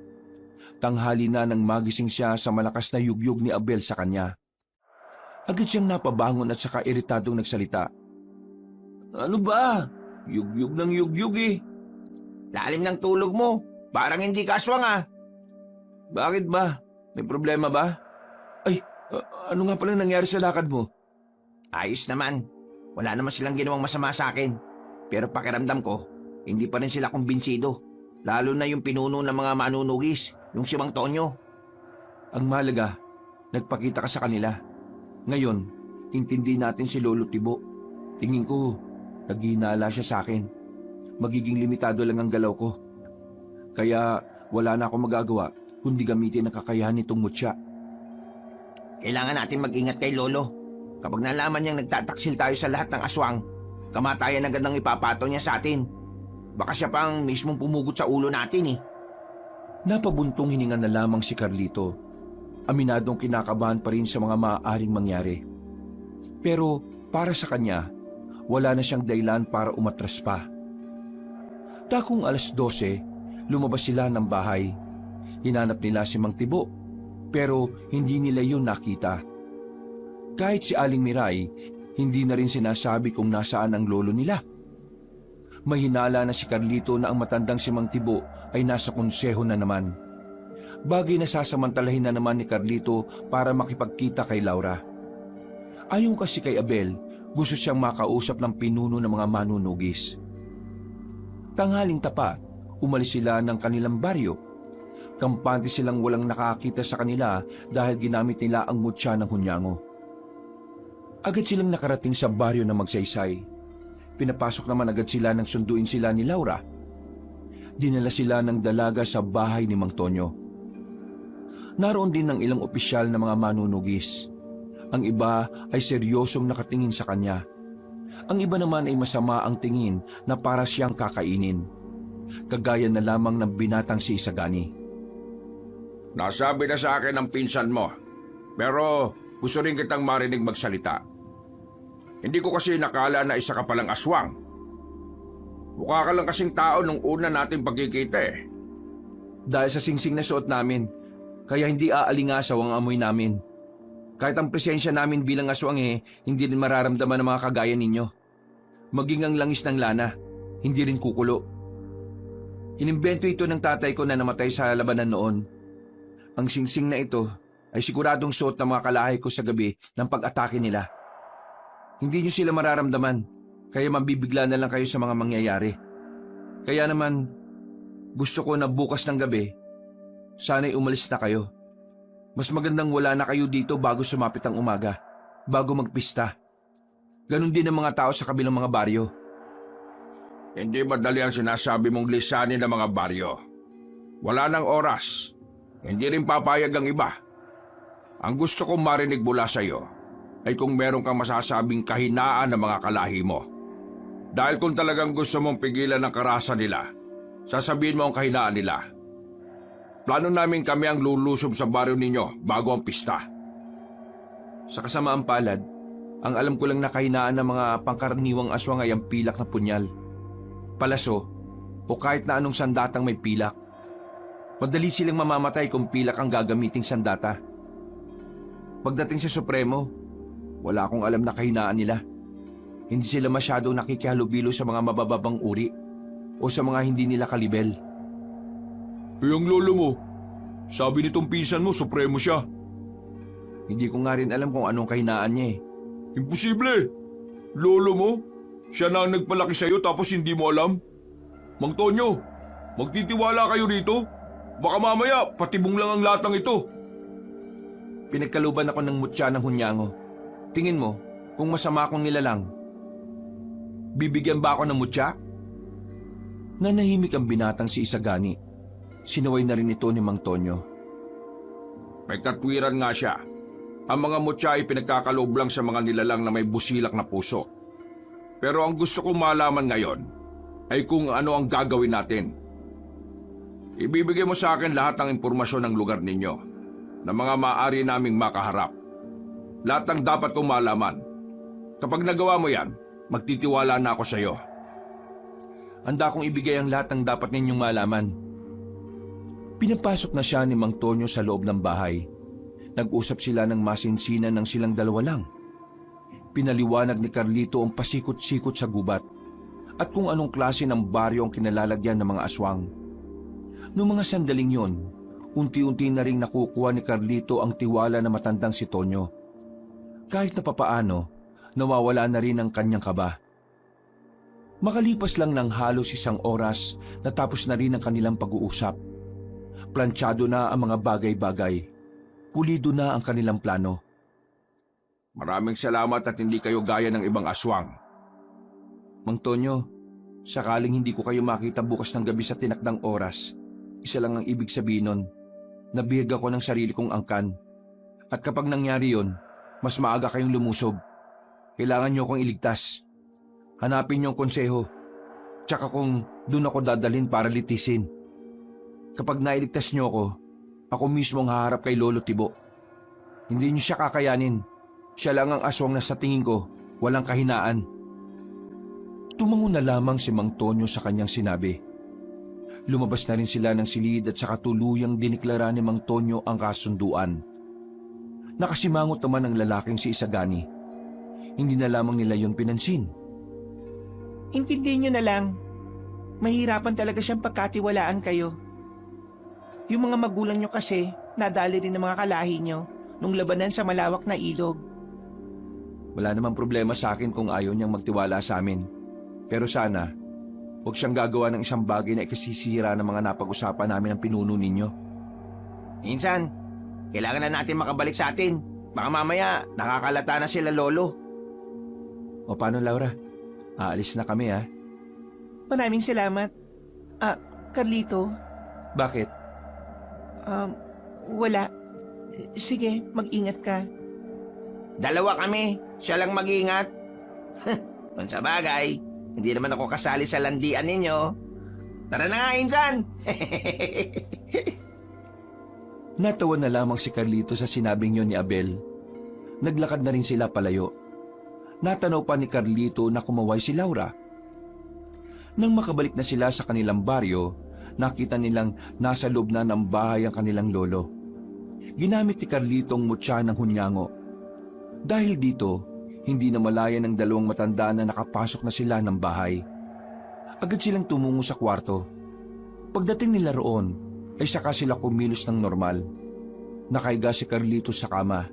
Si Abel naman ay nagkunwaring nagbabasa sa lapag. Nakadapa pa ito sa sahig. Maya-maya pa, naririnig na nila ang malalakas na katok ng kanilang lolo. Sinasabi ko na nga ba't may ginagawa kayo kakaiba ng taong yan? Tingnan mo, Miray. Wala akong nararamdaman sa loob. Wala sila dyan. Anong wala sila dyan? Buksan mo na kasi! Gamit ang susi ay nabuksan ng dalawang matanda ang pintuan. Nagulat ang mga ito nang makitang nasa silid si Carlito at Abel. Patay mali siya pa ang dalawa na parang nagtataka kunwari kung ano ang nangyayari. Sinasabi ko naman sa yung nandito lang sila sa loob eh. Ayaw mo kasing maniwala. Bakit la? Ano bang nangyayari? Magsabi ka sa akin ng totoo. Saan ka galing? Ha? Ano pong saan galing?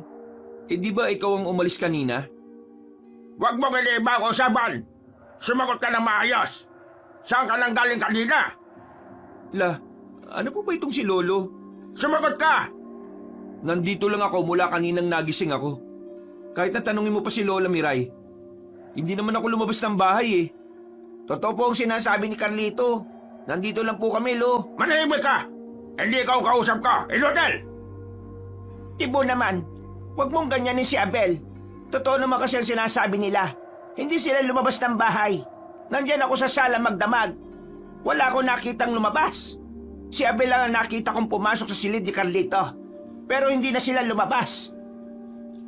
Galit na galit si Mang Tibo. Hindi nito matanggap na nagkakamali siya ng hinala.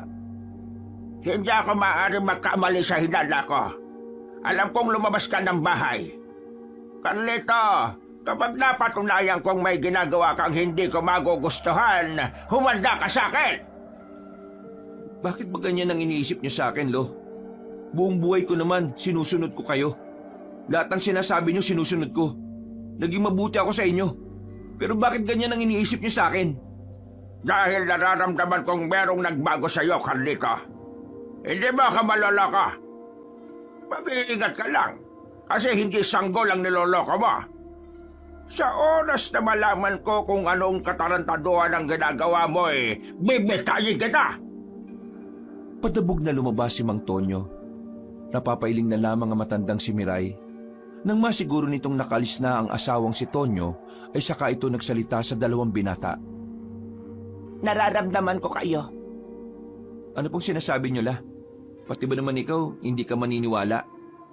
Bakit ako maniniwala kung alam ko kung ano ang tunay na nangyayari? Carlito, alam mong mas marami akong nalalaman pagdating sa mga anting-anting, agimat at mutya. Pinag-aralan ko ang mga yan para alam natin kung papaano lalabanan ng mga manunugis. Kaya naman, hindi mo ko pwedeng lokohin, Carlito. Nararamdaman ko ang mutya. Nararamdaman kong yon ang ginagamit mo para makaalis kanina nang hindi kita nakikita. Mutya ng hunyango ang ginagamit mo. Nanlaki ang mata ni Carlito nang marinig niya ang sinabing yun ng kanyang lola. Natataranta ang dalawang binata. Dali-dali isinara ni Abel ang pintuan. Kung alam niyo ang tungkol sa mutya, alam niyo rin ba ang ginagawa ko? Alam ko ang lahat. Kung alam niyo ang ginagawa namin, bakit hindi niyo ako pinipigilan? Bakit hindi niyo ako sinumbong kay Lolo? Dahil hindi ko nakilala ang lola mo. Ibang-iba na siya sa dati. Masyado na siyang nilalamo ng pagnanais ng ubusin ng mga tao. Mas marahas na siya ngayon. Hindi na siya nakikinig sa akin. At higit sa lahat, ayaw ko na sa sistemang ito. Gusto ko na lang din mahimlay ng may mapayapang kinalalagyang lugar. Ibig niyo pong sabihin, Lola, pabor kayo sa ginagawa namin? Alam kong ginagawa niyo lang naman ang tingin niyong tama, kaya hindi ko kayo pinipigilan. Kung ganon, sumama po kayo sa amin. Hindi pwede. Kapag nawala ko sa tabi ng lolo ninyo, mas lalo siyang mapapraning. Mas lalo niyang iisipin na may nagtataksil sa kanya. Makakasira pa ako sa mga plano ninyo. Pero kukunin ka namin, Lola, kapag lumusob na ang mga manunugis dito. Ngumiti na lamang ng papilit ang matandang babae, pero sa kaloob-looban nito ay namamayani ang pagkabahala. Mabilis na lumipas sa mga oras, sumapit na rin ang kinabukasan. Umaga pa lang, ramdam na nilang tila aligagana ang mga aswang sa kanilang baryo. Nung sandali ding yon, nanatili lang sa loob ng bahay si Carlito. Pakiramdam niya kasi ay may nagbabantay na sa kanila. Ramdam na ramdam ni Carlito ang mga presensya sa paligid. Nasa bakuran lamang siya habang nakatambay. Hawak niya ang gitara habang naghihintay sa kanyang pinsang si Abel. Yung kasi ang pinaalis niya para magmanman sa buong paligid. Mga ilang sandali lang, nakita na rin niyang dumating si Abel. Agad silang pumasok sa loob at pabulong na nag-usap. Insan, kailangan mo nang umalis ngayon. Ha? Bakit? Ano bang nalaman mo? Naghihinala na ang buong konseho sa'yo. Isa sa mga gabunan na nakalaban mo nung niligtas mo si Laura. Sinasabing taga rito ang aswang na taksil. Napaisip si Lolo Tibo. Unang pumasok sa isip niya, ikaw. Tama ba narinig ko? Kailangan mo nang umalis. Opo, Lola.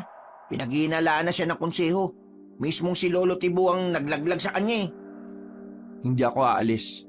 Kapag umalis ako, mas lalo lang iisipin ni Lolo na ako nga ang nagtaksil na aswang.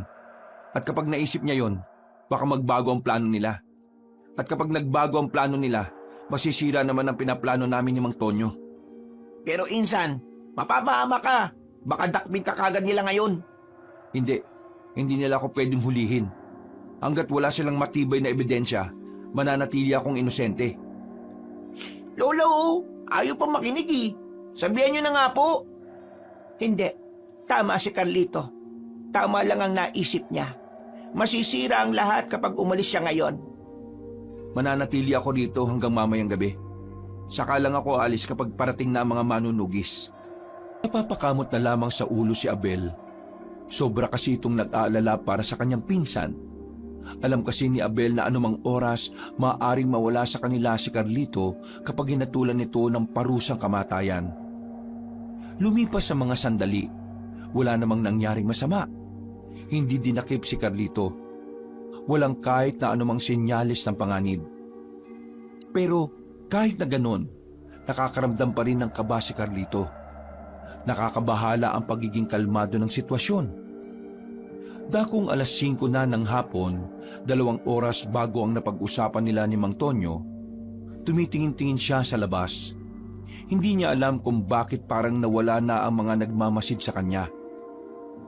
Nang subukan niyang paganahin ang mutya ng hunyango, lumabas ang kanyang pandinig at pakiramdam.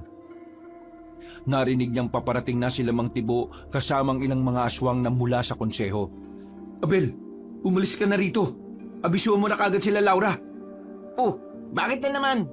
Paparating na sila para dakpin ako. Iwan mo na kami ni Lola dito. Umalis ka na, bilis! Wala nang sinayang na sandali pa si Abel. Umalis na ito ng bahay. Habang lumalapit naman sa kanya ang lola niyang si Miray, hinawakan siya nito sa kamay. La, kailangan mo umaktong wala kang nalalaman ha. Ayaw kitang madamay. Huwag ka mag-alala, Apo. Susubukan kong kausapin ang lolo mo. Hindi na po kailangan. Tanggap ko na po ang mangyayari sa akin. Pero, La, magiging maayos lang ako. Naniniwala ako sa mga manunugis na magagawa nila ng paraan para makamit ang lahat ng kapayapaan. La, nandyan na sila. Lumayo ka na sa akin. Sinunod ni Aling Miray ang sinabi ni Carlito. Maya-maya lang, biglang bumukas ng padabog ang pintuan. Unang pumasok ang kanyang lolo. Agad na lumapit sa kanya si Mang Tibo. Isang malakas na sampal ang pinakawalan nito. Sa lakas ng sampal na matanda, ay bumulandra siya sa dingding. Agad namang lumapit ang matandang si Miray. ano ka ba, Tibo? Bakit mo sinasaktan ng apo natin? Ito nga pa ba? Taksil sa angka ng mga aswang. Taksil sa ating lahi. Ha? Anong sinasabi mo? Siya ang taksil na nagligtas sa babaeng manunugis. Hindi malabong kumampin na rin ang sinaulong ito sa mga tao. Kaya naman, ngayon, papairalin natin ang batas nating mga aswang. Wala akong pakialam kahit anak ka ng anak kong paborito. Wala akong pakialam kahit apo pa kita. Wala akong pakialam kung sino ang masasaktan. Dahil ngayon, bilang pinakamataas na supremo sa lahat, dinideklara ko na patawag ka ng pinakamataas na parusa, ang parusang kamatayan! Tibo naman, baka naman pwede nating idaan ito sa maayos na usapan. Apo natin yan. Hindi naman yan ibang aswang. Kapag batas ang usapan, walang pamilya, walang kaibig-kaibigan. Lahat susunod sa batas. Dahil ang batas ay ang pangalawang mataas bukod sa Panginoon natin. Sige na, kalagkarin na yan papunta sa konseho. Sabihan ng lahat ng mga aswang na merong isasagawang pagbitay ngayong gabi. Dakong alas 7. Kaya naman, gusto kong magtipon ng lahat. Wala nang nagawa pa si Aling Miray ng pwersahan ng ilabas si Carlito. Kinaladkad ito sa daan at pagdating ng konseho, dito na inilabas ni Mang Tibo ang galit nito sa sariling apo. Sa harap ng mga supremo, pinatikim niya si Carlito. Napakawalang hiya mga aswang! Wala kang utang na loob sa lahi mo na nagbuwis ng buhay para sa kapayapaan natin! Taksil! Ano? Ayan pa! Dumugo na ang ilong at bibig ni Carlito. Ramdam na ramdam nito ang mga sakit ng katawan niya. Kahit matanda na ang kanyang lolo, hindi maikakaila kung gaano ito kalakas. Ang mismong mga magulang mo, nagbuwis sila ng buhay para labanan ng mga tao. Tapos ngayon, ikaw, nakikipagmabutihan ka sa kanila. Wala kang kwenta. Nakakadismaya ka. Kung alam ko lang na magtataksil ka, hindi na sana kita binuhay doon. Hinayaan na lang sana kitang mamatay sa sakit. Mas mainam pang ang hinayaan niyo akong mamatay eh. Mas gugustuhin ko pang mawala. kaysa tiisin ang bulok na sistema nating mga aswang. Anong sinabi mo? Hindi masasama ang mga tao. Tayo ang masasama. Lumalaban sila dahil gumagawa tayo ng kasamaan. Dinadamay natin ng mga walang kamalay-malay. Akala nyo ba hindi ko alam ang sikreto ng konsehong ito? Pumapatay kayo ng tao para gawing pagkain. Matagal nyo na itong ginagawa. Ang mga pinapatay nyo ay yung mga taong inosente. Mga taong naglalakad pa uwi galing sa trabaho. Bigla nyo nga hablutin at papatayin? Sawang-sawa na ako sa ganitong sistema. Mulat na ako sa katotohanan na ang aswang talaga ang tunay na salot at hindi ang mga tao. Ang kapal ng mukha mo! Ah! Nagbago na ang kulay ng mata ni Mang Tibo. Galit na galit itong binugbog ang binata. Hanggang sa tuluyan na nga itong mapahiga. Wala kang alam sa mga sinakripisyo namin para lang manatiling buhay ang lahi natin. Isa ka lang pangkaraniwang aswang na nakikinabang sa kapayapaan na kami ang dahilan. Hindi kapayapaan ang tawag dito. Isa itong impyerno. Muli na naman binugbog ni Mang Tibo ang kanyang apo.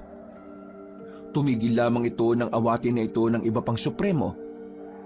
Mga ilang sandali lang, nagsimula na ang imbestigasyon. Pero kahit na anong gawin ng mga supremo, walang binanggit na kahit na anong impormasyon ng binata. Lamog na ang katawan nito kakabugbog. Kaya naman, pagpatak ng 7:00 ng gabi, tuluyan ang hinatulan ng parusang kamatayan ang aswang na si Carlito. Muling kinaladkad si Carlito palabas ng konseho. Sa bungad ay nakaabang na si Aling Miray.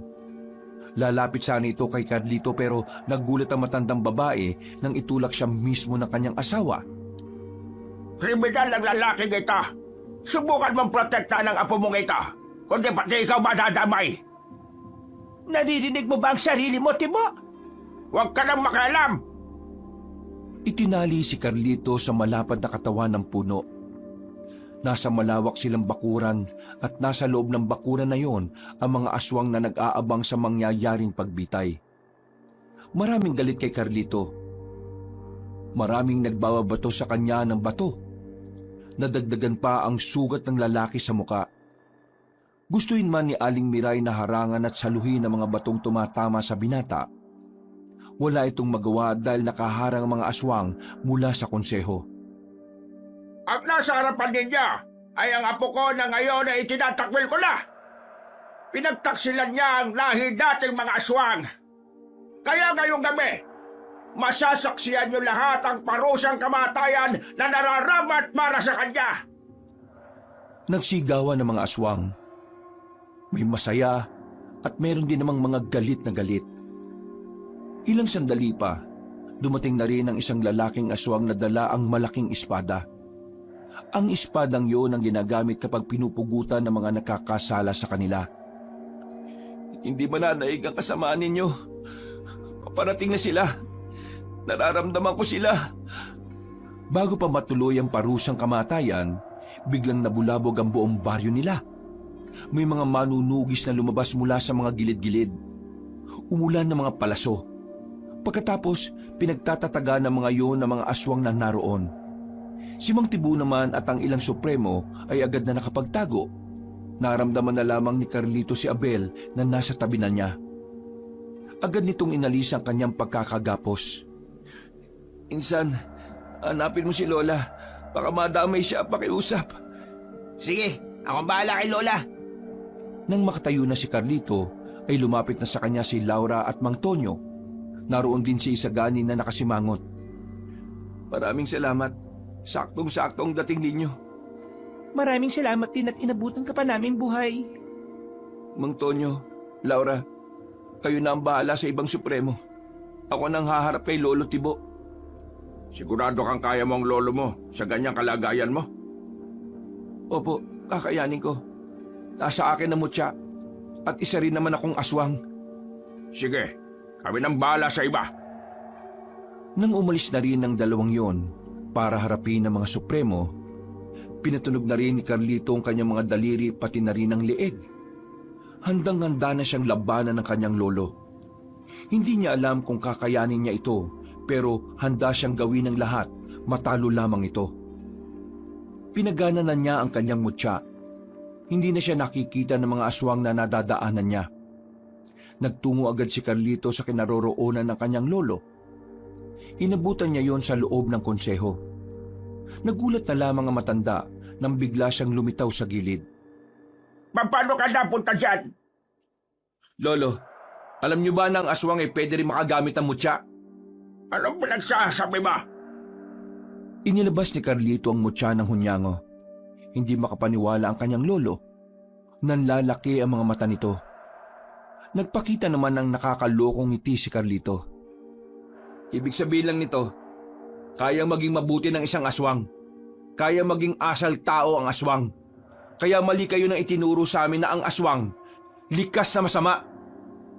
Anong tingin mo sa sarili mo? Porque may ganyan ka kakayanin mo na ako matalo? Nakakalimutan mo na bang marami na akong pinaslang na manunugis na may mga gamit pang mutya?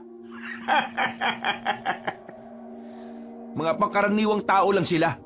Ang nasa harapan mo ngayon ay ang kauna-unahang aswang na nakakagamit ng mutya.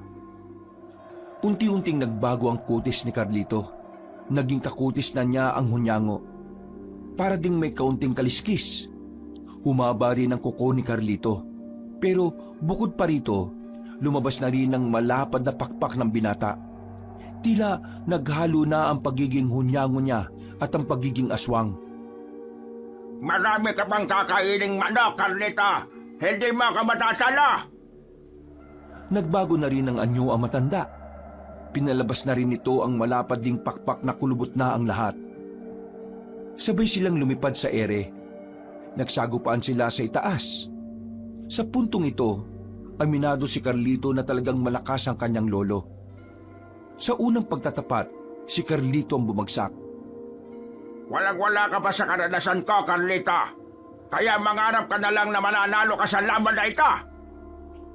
Hindi pa nakakabangon si Carlito, bigla na lamang umatake ulit ang matanda. Sinubukan niyang makailag, pero hindi siya nagtagumpay. Nasalo niya ang malakas na suntok ng kanyang lolo, pero hindi pa rin nagtapos ang lahat. Nahawakan siya ni Mang Tibo sa pakpak. Napasigaw na lamang sa sobrang sakit ang binata nang putuli ni Mang Tibo ang pakpak niya sa kaliwa. Wala kang karapatan na magkaroon ng pakpak. Ang mga taksil ng gaya mo ay dapat lang na mawalan ng kalayaan makalipad. Ang kagaya mong ubod na kasamaan, wala kang karapatang makaranas ng kapayapaan. Anong sinabi mo? Muling umatake si Mang Tibo, pero sa pagkakataong ito, mas nangibabaw na ang kapangyarihan ng mutya ng hunyango. Naging kagaya na ng mga mata ng hunyango ang mata ni Carlito. Mabilis na rin siyang nakailag. Ikinagulat yun ni Mang Tibo, lalo na makagawa na rin ng pag-atake ang binata. Nagawa ni Carlito na patamaan sa tagiliran ng kanyang lolo. Sa lakas ng kanyang suntok, napatigil ang matanda. Hindi ito makapaniwala na makakatama si Carlito. Hindi mo dapat minamalit ang mga nilalang na sa tingin mo ay mahina sa'yo. Yan ang natatandaan ko itinuro mo sa akin nung bata pa ako. Ang lakas ng loob mong dampian ng katawan ko. Pwes! Lo, itigil na natin to. Makipagkasundo na tayo sa mga tao. Handa silang pakinggan tayo sa mga... Malahimik ka! Hindi mangyayari yan kahit na kailan. Pinatay nila ang mga magulang mo. Tapos, ganyan ang takbo ng utak mo. Paano mo magagawang kaibigan nilang mga taong pumaslang sa mga magulang mo? Anong klase ka na ka? Ikaw ang dahilan kung bakit namatay ang mga magulang ko. Kung hindi mo lang sana sila pinilit na sumama sa labanan, hanggang ngayon siguro kasama ko pa sila. Ayaw ko ng maraming daldalan. Kung gusto mong pigilan ang gusto kong mangyari, walang ibang paraan kundi ang patay na ka. Mas bumilis si Mang Tibo. Sa sobrang bilis, nahawakan nito si Carlito sa mukha at saka binagsak ng malakas sa lapag. Hindi pa ito nakontento. Pinagkakalmot nito si Carlito sa dibdib at sa tiyan. Nang makalayo na si Carlito, duguan na ang kanyang buong katawan. Pero hindi pa rin siya nakakaramdam ng kahit na anong takot o kaba. Sa puntong ito, buong buo na ang kanyang kalooban. Kahit na anong mangyari, hindi kita hayaang manalo. Ang lakas ng loob mong magsalita ng ganyan. Nakikita mo ba ang sarili mo? Wala ka nang kayang gawin. Kahit ang mutya na pinagyayabang mo, wala rin kwenta! Umataking muli ang matanda. Mas mahaba na ang kuko nito sa puntong ito. Handang-handa na si Mang Tibo na tapusin ang kanyang apo. Pero sa hindi inaasahang pagkakataon, bigla na lamang nagbago ang ihip ng hangin. Nagawang makailag ulit ni Carlito. Nahawakan niya ang pakpak ni Mang Tibo. Buong puwersa niyang binali ang 2 pakpak nito. At dahil sa kanyang ginawa, nakita niya ang biglang panghihina na matanda. Gumewang-gewang ito. Pero hindi pa nakontento si Carlito. Makailang ulit ang pinagsusuntok ang kanyang lolo hanggang sa tuluyan na itong mapahiga. Hindi na ito makabangon pa. Lolo Tibo, ayaw ko kayong mawala. Kahit na ano pa man ang nangyari sa atin ngayon, kayo pa rin ang lolo ko. Kaya sana, makisama kayo sa akin. Sumama na kayo sa pagbabago. Magsimula tayo ulit. Tumawa ng mahina ang matandang si Tibo. Hanggang sa ganoong kalagayan, wala pa ring mababakas na pagsisisi rito. Pagbabago? Marami ka pa talagang hindi alam sa tunay na buhay, Carlito. Hanggat may mabubuti ay laging may masasama. Habang pinapangarap ng ibang kapayapaan, may mga buhay na dapat na mawala. Walang madaling tagumpay. Lahat kailangang may magbuwis ng buhay. Walang pagbabago sa mundong ito dahil ang liwanag at dilim kailanman ay hindi magiging isa. Nabuo sila sa mundong ito para kontrahin ang isa't isa. At yun ang kailanman ay hindi mo na mababago. Kakayanin nyo magbago kung gugustuhin nyo. Magsasayang ka lang ng laway mo.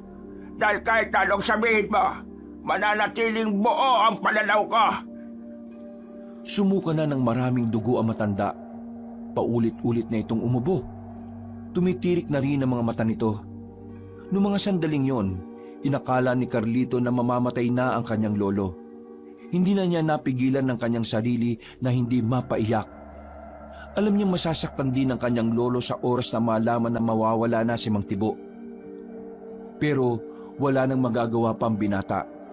Batid din naman niya na ang pangyayaring yon ay kabayaran lang din sa lahat ng kasamaan ni Mang Tibo. Ganoon pa man, meron pa rin siyang sakit na nararamdaman. Kahit wala na siyang matandaan na may masaya silang alaala ni Mang Tibo, mahal niya pa rin na matanda. Lo, patawad. Dahil kailangan kong gawin to. Tuluyan ng hindi gumalaw ang matanda. Pagtalikod ni Carlito, biglang bumangon si Mang Tibo. Akmang sasaksakin na siya nito ng mahahabang kuko nang biglang may bumaon na palaso sa bandang ulo na matanda. Nakita na lamang ni Carlito si Isagani sa gilid. Napahagulgol na lamang si Carlito. Alam niyang tama lang naman ang ginawa ni Isagani. Kasi kung wala ito, baka siya pa ang namatay. Noong mga sandaling yon, bumuhos ang luha ni Carlito. Naramdaman na lamang din niyang nasa tabi na pala niya ang kanyang lola at pinsan.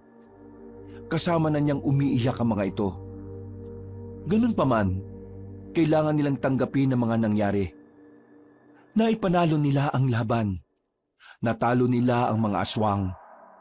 Sa puntong yon, kahit na papaano ay napanatag na rin ang kalooban ni Carlito. Dahil sa wakas, alam niyang magkakaroon na ng kapayapaan. Mula nang matalo na nila ang mga masasamang aswang, nagkaroon na ng kasunduan. Nilagdaan ni Aling Miray ang kasunduan sa pagitan ng mga mabubuting aswang at ng mga tao. Sa pamamagitan nito, makakapamuhay na ng normal sila Carlito. Hindi sila gagalawin ng mga manunugis at hindi rin naman nila pwedeng galawin ng mga tao. Dahil wala na rin naman ang mga aswang sa baryo, pinasunog na lamang yon ni Aling Miray. Lahat ng bahay ay inabo ng apoy. Habang silang maglola naman, mas pinili na lamang mamuhay sa malayo. Nagtungo sila ng Maynila. Doon nila naisimula ng kanilang buhay bilang mga aswang na mabubuti. Sinubukan nilang mamuhay ng normal. Hindi naging madali para kay Carlito nakalimutan ang mga nangyari. Pero dahil kasama niya si Aling Miray at Abel, kahit na papaano ay kinakaya niya ang bawat araw na dumadaan. Sa ngayon, na kay Carlito pa rin ang mutya at alam niyang magagamit siya pa yon sakaling may mga kapwa-aswang na naman ang magtatangka sa buhay ng mga tao. Nagkaroon ng patuloy na pag-uusap sina Carlito at Laura. Hindi nawala ang kanilang komunikasyon. Nararamdaman ni Carlito na magkakaroon ng panibagong yugto ang kanyang buhay kasama si Laura. Wakas,